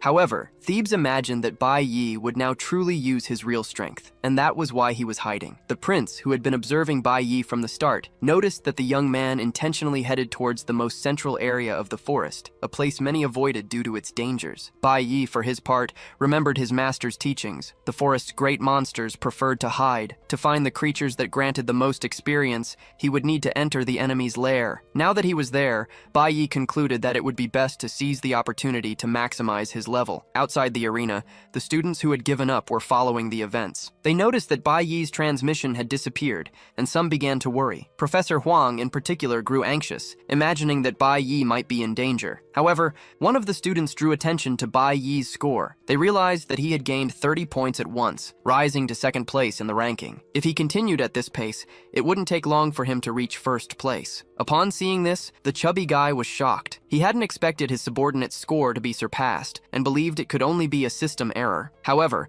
Lin Feng argued that this was impossible. He explained that chips were inserted into each monster, and the moment they were killed, the points were automatically attributed to whoever defeated them. Annoyed, the chubby guy threw a drink in Lin Feng's face, stating that he didn't need to explain what he already knew. He added that, even if he was a blessed one, Lin Feng didn't have the right to interrupt a noble while he was speaking. Thebes, for his part, commented that the chubby guy was just afraid of losing. He also thought that Bai Yi was more interesting than he had imagined. Inside the arena, He Li observed that, as predicted, Bai Yi had surpassed everyone by starting to fight alone. Even knowing that Bai Yi was hiding his true power, she didn't want to be left behind. At that moment, the vice captain noticed how quickly Bai Yi was evolving, and wondered how someone could climb the ranks so quickly. He began to speculate that Bai Yi had been hiding his strength from his team, and had now found an opportunity to demonstrate his power before the Divine Guild. The vice captain added that the most dangerous area of the forest should contain the most valuable monsters, and that Bai Yi had probably headed there. The vice captain decides that it would also be prudent to head to the central area,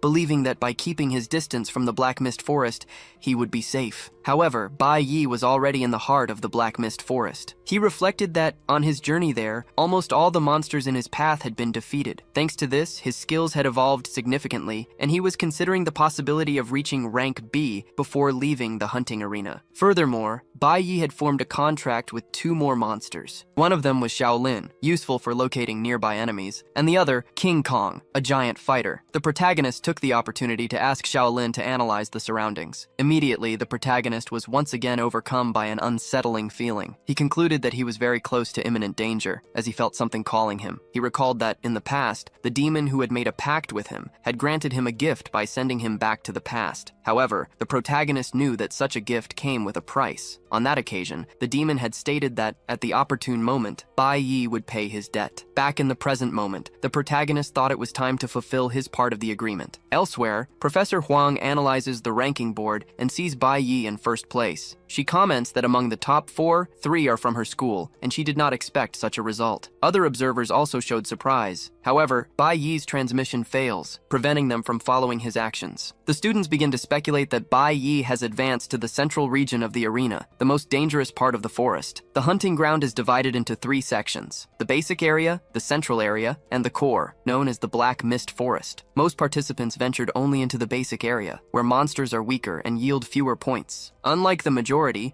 those in the higher ranking positions chose to explore the central area, which is why they accumulated so many points. Therefore, if Bai Yi is ahead of the others, it is likely that he has advanced even further into the forest's core. However, everyone knows that this area is forbidden, as rumors claim the place is cursed. Bai Yi's position remains uncertain, but the vice-captain's is clear. Everyone can see him entering the forbidden forest. Meanwhile, the vice-captain realizes he had inadvertently entered the forbidden forest. His intention was to remain only in the central area, where, however, he found no monsters. The vice-captain notices he is not alone when he spots Bai Yi exploring the same environment. He wonders if Bai Yi is unaware of the danger. Still, the vice-captain believes he can take advantage of the situation. He thinks that if Bai Yi disappears in a place like this, the god's attention will turn to others, like him. While the vice-captain hesitates, Bai Yi ventures even deeper into the Black Mist Forest. However, Bai Yi realizes he has found one of his own markings and begins to suspect he is lost. Despite walking in a straight line,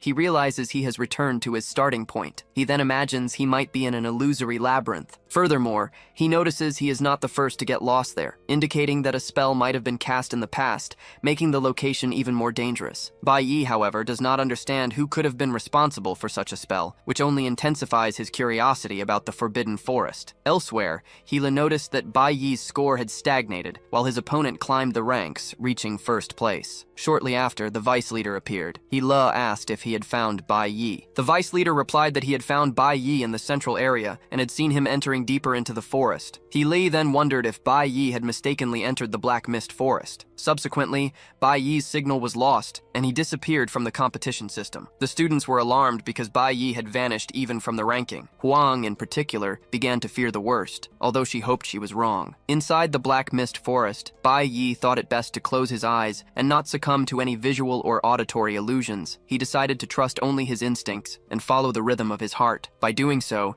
he drew closer and closer to the end of the forest. Upon opening his eyes, Bai Yi noticed a huge abyss before him. He did not expect to find an abyss in the center of the forbidden forest, as there was no record of it in his past life. However, he supposed that the celestial city must be hiding something at the bottom of that immense abyss. So, along with his ally, he decided to investigate what lay at the bottom. Bai Yi reached the bottom of the abyss. However, he was confused by the scene unfolding before him. He believed that it could only be what remained of a great battle. Suddenly, he was surprised. A spirit manifested at the location. Furthermore, the spirit was a boss who used its powers to summon other allied spirits. The boss asked, "How dare someone invade my territory?" and declared that it would show no mercy to any invader. Hila, following the protagonist's tracks, found monsters already defeated by him. It was a clear sign that Bai Yi had indeed entered the forbidden forest. Hila realized that the defeated monsters had not posed any danger to the protagonist, which must have made him confident to proceed. The vice-captain, for his part, thought it better to continue the hunt, as he did not believe Bai Yi was still alive. Hila, however, refused to accept this idea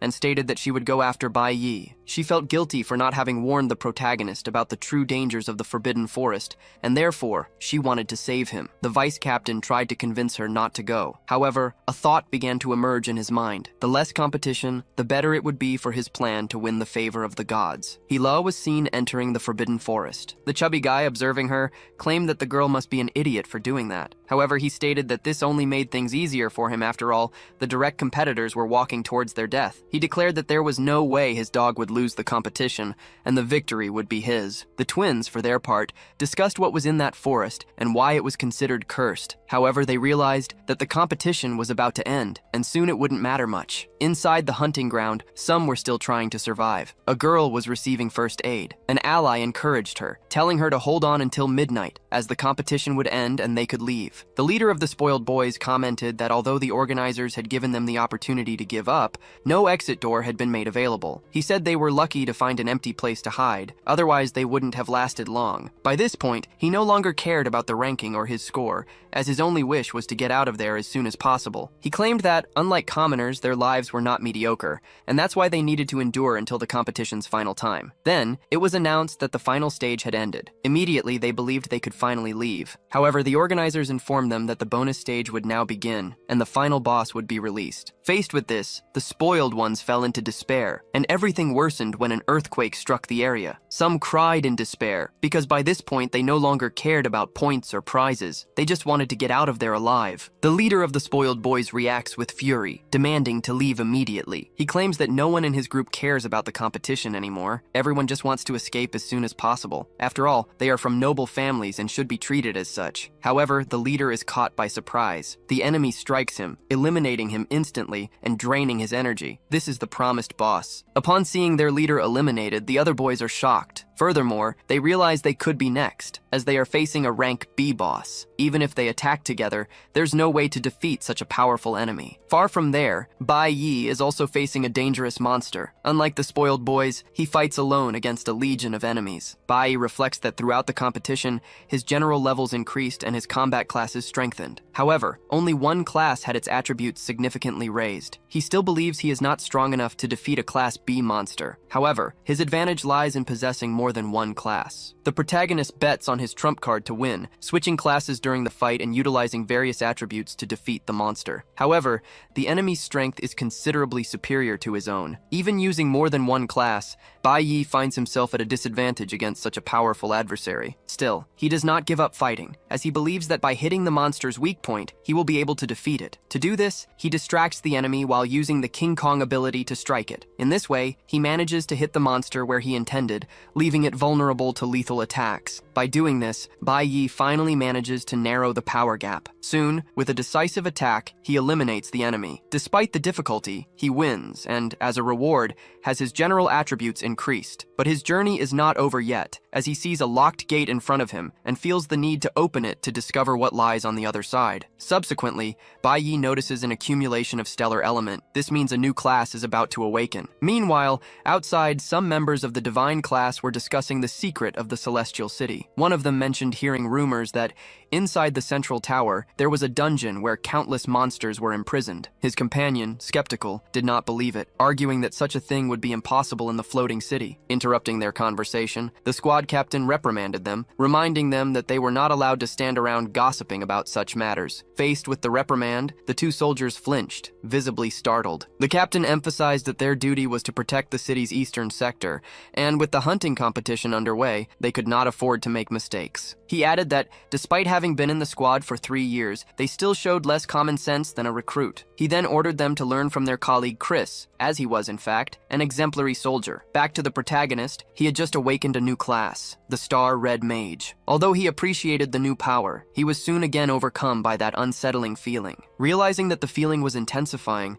the protagonist concluded that the source could only be beyond the gate. He then decided to open the passage. He broke the chains that sealed the place, thus freeing the entrance. Upon entering, the protagonist encountered more chains and realized that indeed, something of great importance was imprisoned there. Magical chains bound a man, and magical padlocks sealed each link, ensuring the prisoner had no chance of escape. Noticing the protagonist's presence, the prisoner asked if the young man had been sent to humiliate him. In turn, the protagonist asked if the man was Samael. Surprised, the man questioned how the young man knew his name. Bai Yi simply replied that he was there to save him. The prisoner could barely utter a word after what he heard. Suddenly, the door leading to the area closed by itself. Bai Yi felt a chill, but there was nothing he could do. To make matters worse, a sinister aura began to manifest in the surroundings. Immediately, the enemy warrior lord reappeared. Bai Yi was confused, as he was certain he had already defeated that enemy. Not only that, but soon after, 2 more enemies appeared in the area, tripling the difficulty of the challenge before him. Astonished, Bai Yi wondered how so many enemies had appeared all at once. However, he didn't have much time to reflect, as the enemies didn't hesitate and attacked him. One of them declared that anyone who invaded their territory deserved to be eliminated. Bai Yi realized that his situation had become extremely complicated. In turn, the prisoner began to laugh at the situation. He commented that Bai Yi had fought his way through, but in doing so, he ended up attracting everyone's attention simultaneously. Annoyed, Bai Yi asked what he needed to do to free him. The prisoner retorted that Bai Yi didn't even have the key, questioning how he intended to free him. Bai Yi didn't even know he needed a key, and this revelation was not at all encouraging. However, he noticed that one of the enemy's swords perfectly matched the lock, deducing that it would be the key. But to get the item, he would have to defeat the sword's owner, something he would prefer not to have to do. The prisoner claimed that Bai Yi understood things quickly. However, he considered Bai Yi quite arrogant for believing he could save him. After all, how could someone who could barely protect himself intend to free another person? Bai Yi explained that it was no coincidence that the divine race had organized a hunting competition, prohibiting access to this area and preventing the participation of rank B or higher awakened. Their plan was to hide what was inside that chamber, as they knew very well that a class C or lower awakened would never find the place and get out alive. Faced with this, the prisoner commented that Bai Yi had apparently already accepted his fate. However, Bai Yi stated that he would not give up now. He proposed a bet to the prisoner, claiming that if he managed to free him, the prisoner should obey him forever. And he asked if Demon King Samael agreed with his conditions. In turn, Samael realized that, despite everything, Bai Yi showed no sign of fear. Then, he declared that if Bai Yi truly managed to free him, he would accept any condition imposed by him. During the fight, one of the enemies manifests their power, striking the protagonist with their sword and causing a large explosion. The adversary uses a considerable amount of energy in their attacks, giving the protagonist no time to react. Faced with the situation, Bai Yi sees no other alternative but to call upon his ally. King Kong intervenes, helping the protagonist escape an imminent attack. Observing the scene, Samael realizes that the boy is, in fact, a dual-class human. However, he knows that the protagonist is facing an army of dead souls, a battle difficult even for Samael himself. It's no wonder such powerful enemies are there. After all, to protect a place like this, such a reaction force is expected. The protagonist feels this firsthand, as he is practically forced to confront the adversaries. In doing so, he can barely attack, remaining almost entirely on the defensive. Bai Yi notices that, besides being strong, the enemy masters the advanced skill of matter perception, which puts him at a clear disadvantage. The protagonist reflects that, even being at the top of rank C, facing so many B-class enemies is an excessive challenge. He decides to retreat instead of just defending, because even with his guard up, he continues to take damage. By this point, the protagonist is already considerably exhausted, which decreases his reaction speed. With this, he becomes vulnerable to attacks, but King Kong intervenes again. Realizing that King Kong will not last much longer, the protagonist orders his ally to retreat. By doing so, he removes his greatest asset from the field, now leaving him with few options. Bai Yi was aware that the enemies surpassed his power level. To eliminate just one of the warriors, he had exhausted all his strength. Now he faced 10 warriors and a general. Samael, in turn, declared that, in the face of absolute power, the weak would have no hope. However, the protagonist retorted that the essence of that battle was not a matter of life or death, because in the end, whoever had the best strategy would win. With that, Bai Yi ordered his bird to attack. The winged ally launched projectiles from a distance, hitting the smaller enemies as they tried to protect their master. Next, Bai Yi ordered a new attack. While his bird took care of the smaller warriors, he himself advanced towards the general. As he approached, he attempted an attack using an ice strike. Bai Yi noticed an instant of hesitation in the enemies. He thought that the general's entire attention was focused on getting rid of the ice, which made him vulnerable to attacks. However, the protagonist did not try to eliminate the enemy. Instead, he focused only on disarming him, taking the general's sword. The general realized he was without his sword and tried to retrieve it, but Bai Yi moved the key away from the enemy before he could recover his weapon. Then, Bai Yi used the sword for its real purpose and sent the key towards the lock. Furthermore, he summoned King Kong, ordering him to use the key. However, Bai Yi's summon failed to get the sword because the enemy was faster than his ally and took back the key for himself. The protagonist was astonished to see that his plan had not worked. Not only that, but the general attacked King Kong again. This time, King Kong could not protect himself, and the summon was eliminated. The general had one less target and declared that below the abyss, the greatest despair was approaching. Upon seeing his summoned creature eliminated, Bai Yi found himself powerless. Now he had one less ally. Samael stated that the young man had underestimated his adversaries and paid the price for it. He added that these undead were distinct from the other beasts Bai Yi had faced until then. They were the souls of ancient servants of the Demon King. All of them had once been Samael's subordinates in life, and now served as the prison's defense mechanism. Bai Yi found himself at a complete disadvantage. He tried to resist in the only way possible, by dodging enemy attacks. After all, it was the only action left to him, as attacking them would be a waste of energy. Even so, Bai Yi refused to give up. He looked for an opening whenever possible. However, his attacks did not have the desired effect. Samael acknowledged the young man's skill. However, he realized that the development of Bai Yi's class had already reached its limit. Nonetheless, he considered that, for a weak human, Bai Yi was certainly one of the best. However, he stated that the young man was alone against a powerful army, and no matter how skilled he was, there was no way to win that battle. At that moment, Bai Yi thought he had once had a team, but now he didn't need one. A flashback revealed that, in the past, at the Divine Guild's headquarters, Bai Yi had said he wasn't used to going on raids with other people. His master argued that Bai Yi acted that way because he believed he was superior to others, and that a team would only slow him down. However, he claimed that wasn't quite the case, and that he simply didn't like dealing with people much. However, his master stated that the two of them understood each other very well, and that his student was just making excuses. Bai Yi retorted that his master wasn't a good example. After all, it was his duty to get along with him. The master, however, revealed that he had handpicked an elite squad for Bai Yi to lead, believing his disciple should have friends. At first, Bai Yi believed it wouldn't work out, but after so many years together, they managed to get along until the bitter end. Back in the present, Bai Yi thought that ever since he had returned, he had never truly been alone. After all, he carried the hatred of his companions with him at all times. Then, he switched to his newly acquired class and used the powers of the Star Mage to alter the terrain around him. With this action, he gained a significant territorial advantage over his enemies. Bai Yi launches an attack against the enemies, employing his newly acquired skills. He takes advantage of the modified terrain to trap the 10 warriors. Thus, he creates a narrow corridor where only he and the enemy general can face each other. The protagonist reflects that he is already familiar with various classes. As he advances towards the enemy uses his sword to defend himself. However, Bai Yi does not slow down. On the contrary,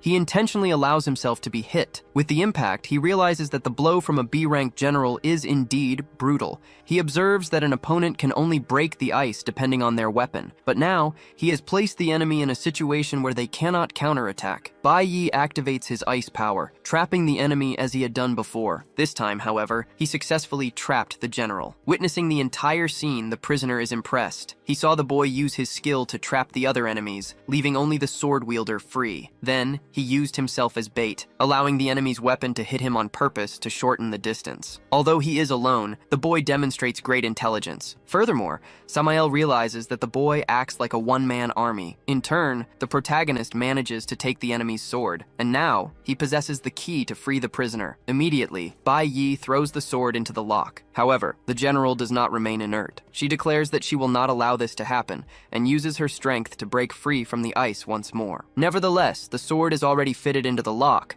and the liberation process begins immediately. At that moment, the Demon King states that the boy has truly managed to free him. With the liberation process already underway, the protagonist, Bai Yi, approached and reminded the Demon King of the promise made, demanding that he fulfill his conditions. Immediately, the Demon King advanced and captured Bai Yi. At the same time, the general's soldiers managed to free themselves, leaving Bai Yi in an unfavorable situation. However, Bai Yi declared that it was time for the prisoner to honor his part of the agreement and ordered Samael to eliminate the entire undead army. Samael responded that he would do so anyway, dispensing with the need for a second request. Next, the Demon King activated his powers, stating that he would not forgive any of the traitors. Samael positioned himself before his former army and quickly began to attack them, one by one. His accumulated strength was unleashed against the reanimated soldiers, who had no chance to counterattack as they faced a far superior adversary. Samael exterminated the soldiers in seconds and, shortly after, addressed the general. He moved Bai Yi out of harm's way and struck down the army's leader. Bai Yi realized that the Demon King's strength was enviable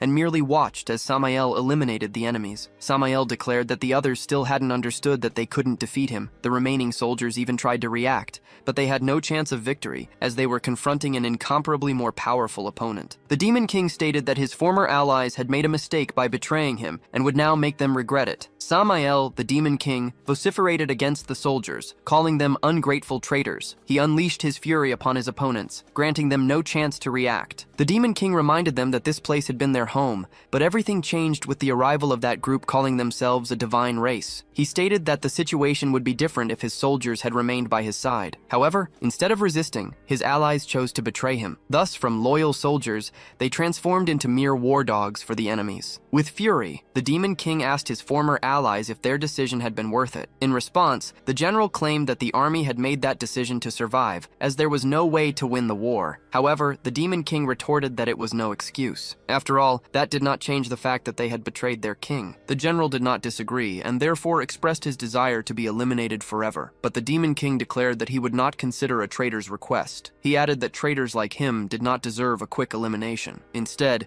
he would give them an appropriate punishment. At that instant, Samael attacked the general without mercy. The general pleaded to be eliminated until his request was finally granted. However, it was not the Demon King who delivered the mercy blow, but rather the protagonist. Then, Samael stated that the boy had interrupted his revenge and asked who he thought he was. In his past life, the Demon King Belphegor requested Bai Yi's help to locate the other 6 demon monarchs. Bai Yi asked who these 6 were. Belphegor clarified that they were the other demon kings, and that when the time was right, the protagonist's new heart would sense the presence of these individuals. The demon kings harbored hatred for the gods, thus sharing a common goal with Bai Yi. In this way, after freeing them, the protagonist could turn them into his allies to annihilate the deities who dominated the world. On that occasion, Belphegor became excited at the mere prospect of his plan coming to fruition, stating that the gods would not be able to escape a joint attack. Once defeated, the world would no longer be dominated by the divine race. Back in the present, the protagonist Bai Yi explains that he demanded that the prisoner Samael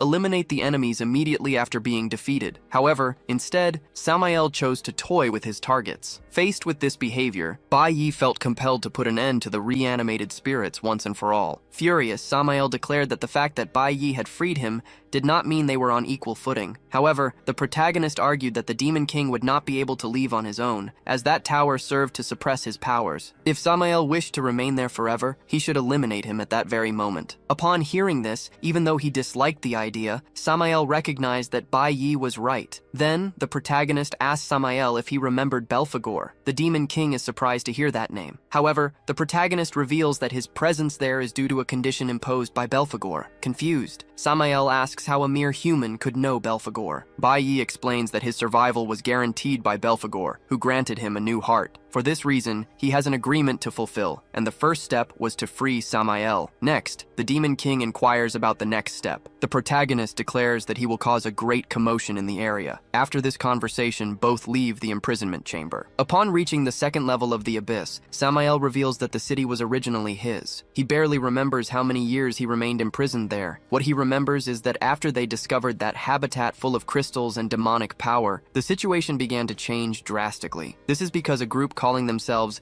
the Divine Race invaded his territory with an army. While the demons were building their home, they were surprised and annihilated by the enemies. The territory was plundered, and the survivors were turned into slaves. Subsequently, the invaders converted the location into the Celestial City, divided into 2 levels. The upper level, exclusive to the Divine Race, is filled with luxury and pleasure. The lower level, however, imprisons all who tried to resist the divine revolution. Samael and his followers were the first to be confined. To keep them captive, the enemies erected a barrier on the upper level, permanently sealing everyone on the lower level. Since then, the enslaved have worked tirelessly day after day to sustain the luxurious lives of the upper level inhabitants. Some are even used as a source of energy, having their souls literally sucked out. All of this serves to keep the city floating, at the expense of those who lost the war. After so much time in imprisonment, some have forgotten their own names and the lives they once had. Samael comments that if the Divine Race hadn't been out of options against him, perhaps he would have suffered the same fate as the others. After hearing all of this, Bai Yi states that the floating city is, in fact, the most accurate portrayal of that world. Those at the top sit comfortably in the heights, watching over and enslaving the less fortunate, for among humans there is no true justice. However, he He observes that if all the city's energy is concentrated underground, executing his plan becomes easier. He instructs the Demon King to free all the enslaved and destroy the energy furnace. Meanwhile, Bai Yi will return to the surface to destroy the barrier that imprisons the demons. However, Samael argues that the boy is not strong enough to destroy the magic barrier. After all, not even he, the Demon King, possesses such power. Nevertheless, the protagonist states that he is not alone, for before entering there, he had prepared everything. Bai Yi declares that the moment he agreed to enter there, he had already planned to free the Demon King, and that is exactly what he will do. His plan is to demolish the city's main tower, which will open the necessary breach for the demons to reclaim their ancient home. Returning to the hunting mission, the group of privileged students is being overwhelmed by the final boss. They witness the fall of their leader, the first victim, which left them terrified. However, one of the young men tries to keep the group's morale up, stating that the only way for them to survive is by fighting together. Another boy, however, argues that this will not be enough. As a noble, he believes his duty is not to fight,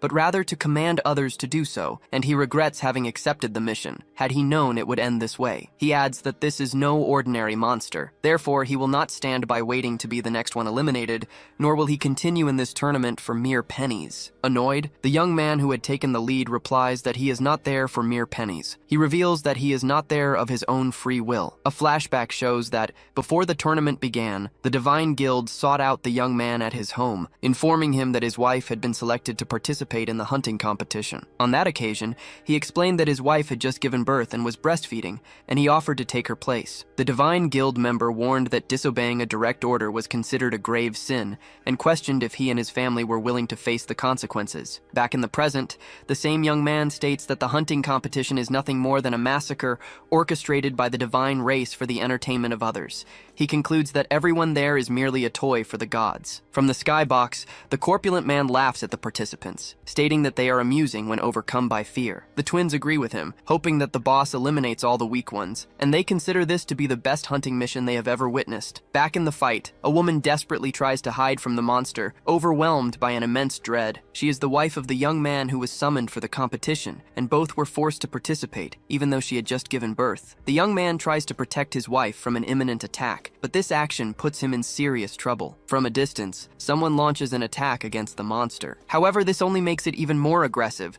and it throws the young man away with force. The wife, who was already terrified, now goes into deep shock, unable to move. Not only her, but one of the spoiled boys also tries to hide, terrified. Worried about the woman, the young man tries to resist, but his strength fails him. Incapacitated, he can barely move. However, another figure appears on the battlefield. It was Ganax, the same one who had attacked the monster moments before. He attacks again, using his ice powers to try and contain the creature. Upon seeing Ganax in action, the spoiled boy recognizes him as the top-ranked participant. He and the other spoiled boys believe they are now safe. However, Ganax declares that, from the moment they stepped onto that battlefield, everyone's fate was already sealed. He states that no one will leave there alive, because this is the game the gods enjoy. Ganax, using a communicator, hears his boss's voice on the other end, who questions who authorized him to spoil the noble's fun. In the skybox, one of the twins laments that, because of the Jin family's dog, the fun ended prematurely. But the fat man reveals he has an idea in mind, and asks if they are ready for something even more thrilling. Through the communicator, he orders Ganax to immediately stop what he is doing. As punishment, he demands that Ganax eliminate the woman in front of all the other players. Back to the protagonist, he reveals his entire plan. At this moment, Samael observes that Belphegor's chosen one is, in fact, quite interesting. He states that he promised the boy a condition,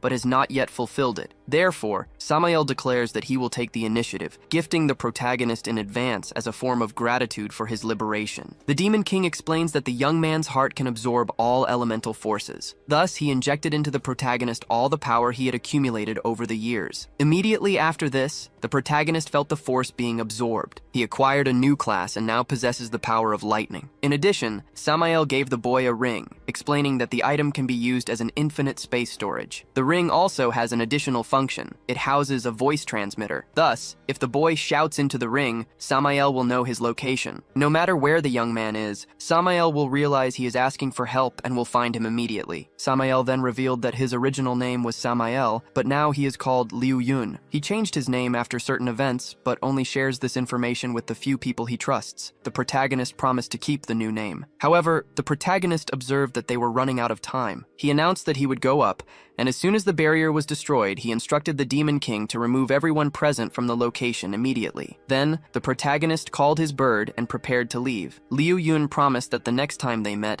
he would hold a celebratory feast. The protagonist accepted and flew away. Both were determined to fulfill this mission, and more than that, wanted to turn the gods' playground upside down. Back at the hunting ground, the young man was trying to convince Ganax to help his wife. Meanwhile, Ganax's boss was trying to force him to act in the opposite way. Ganax, in turn, took the communicator from his ear and broke it, refusing to obey the orders. He then instructed everyone to quickly withdraw from there, as he would try to buy time. Witnessing his subordinate's attitude, the chubby man became furious. Even the twins were incredulous at Ganax's rebellion. Subsequently, the chubby man declared that he would eliminate his dog as soon as he found him again. Shortly after, one of the twins noticed something unusual. He realized that Bai Yi's name had returned to the ranking, which indicated that the protagonist was still alive. Speaking of the protagonist, he had just emerged from the dark forest. He knew that from the beginning, this competition was nothing more than mere entertainment for the nobles. Whether demons or awakened ones were competing, everyone who entered that field were nothing more than pawns in the hands of the gods. However,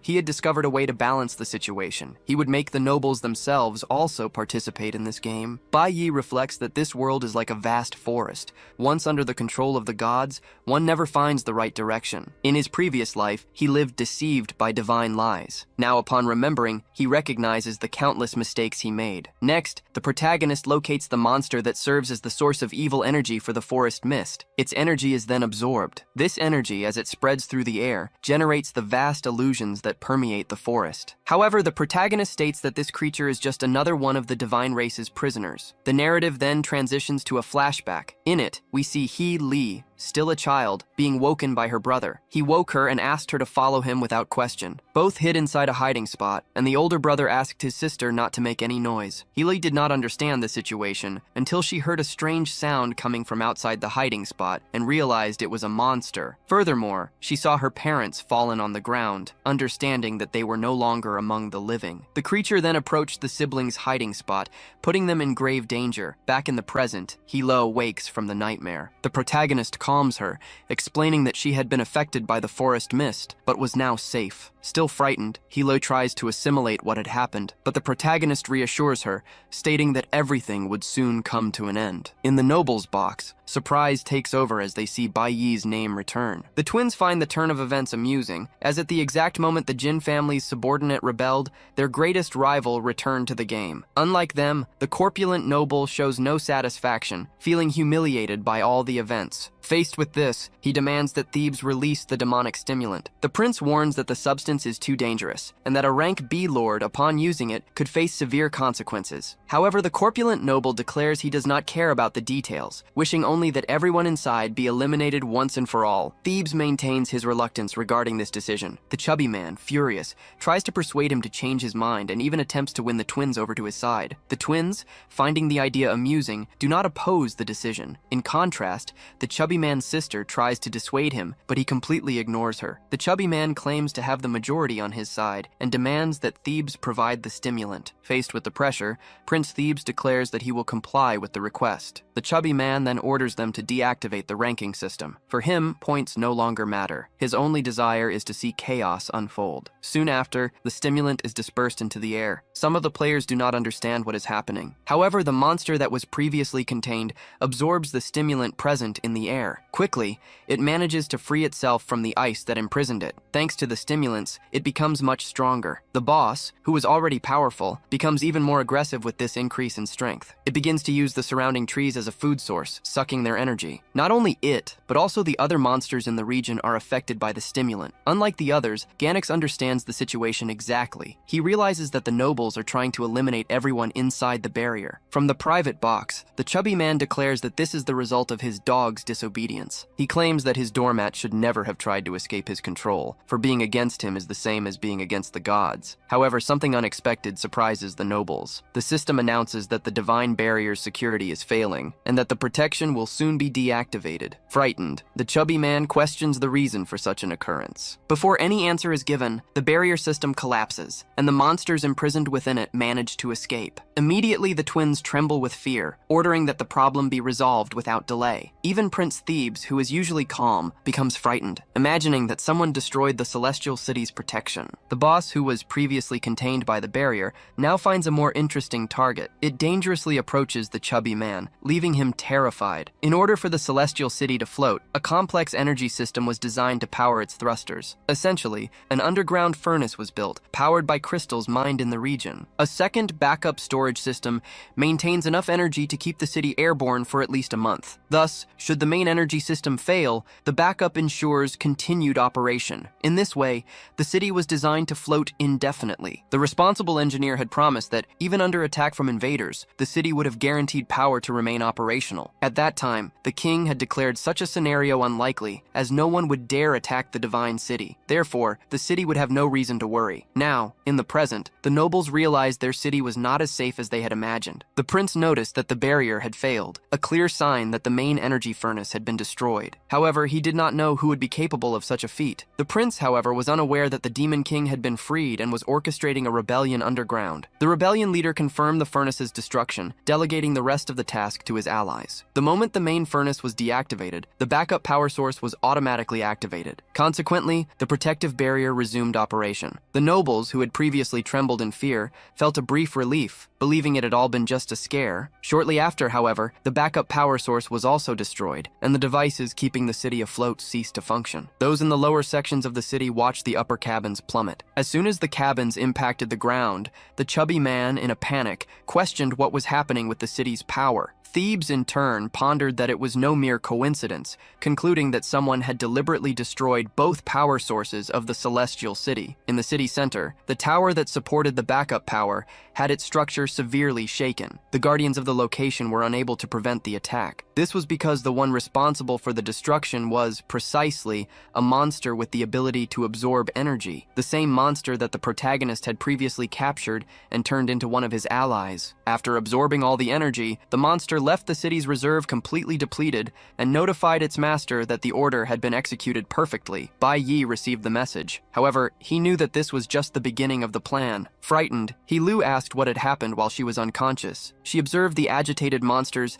and realized that the situation had completely spiraled out of control. Not only she, but the other players also noticed the change. They realized that the barrier had disappeared, which finally allowed them to leave that place. However, they were not the only ones. The monsters could also cross the barrier with ease. The chubby guy ordered a divine squad to be deployed to defend them. Meanwhile, he himself was trying to escape from a monster that was chasing him and demanded that someone take action. In turn, the twins hid, hoping that their bodyguards would protect their lives. The nobles relied on servants to protect them. The prince, in turn, had Lin Feng by his side. Thebes stated that, given what he saw, he perceived only one possibility. After so long, someone had the audacity to rebel against the divine race. Next, the nobles' servants managed to chain the monster. The chubby guy ordered them not to kill the monster yet, as he wished to punish it for trying to devour him. To do this, they used electric shocks to try to keep the creature under control. Meanwhile, the protagonist was taking advantage of the distraction. He imagined they were powerful monsters or arrogant humans. Anyone who fell into the hands of the Jin family's grandson ended up becoming a mere toy. Bai Yi believed that the chubby guy was the perfect reflection of the ignorance and cruelty of the divine race. So he decided to balance things. With a single attack, he eliminated the final boss and declared that finally the game had a winner. Annoyed, the chubby guy asked who had given Bai Yi permission to kill his new pet. While the chubby guy was trying to reprimand the protagonist, the floating city began to lose altitude. The nobles were frightened. The prince, in turn, noticed that perhaps this was not just a rebellion. In a way, he was not wrong, as no one expected the supporting pillars to be destroyed with such ease. To the nobles' despair, everything began to crumble. The prince, on the other hand, was trying to understand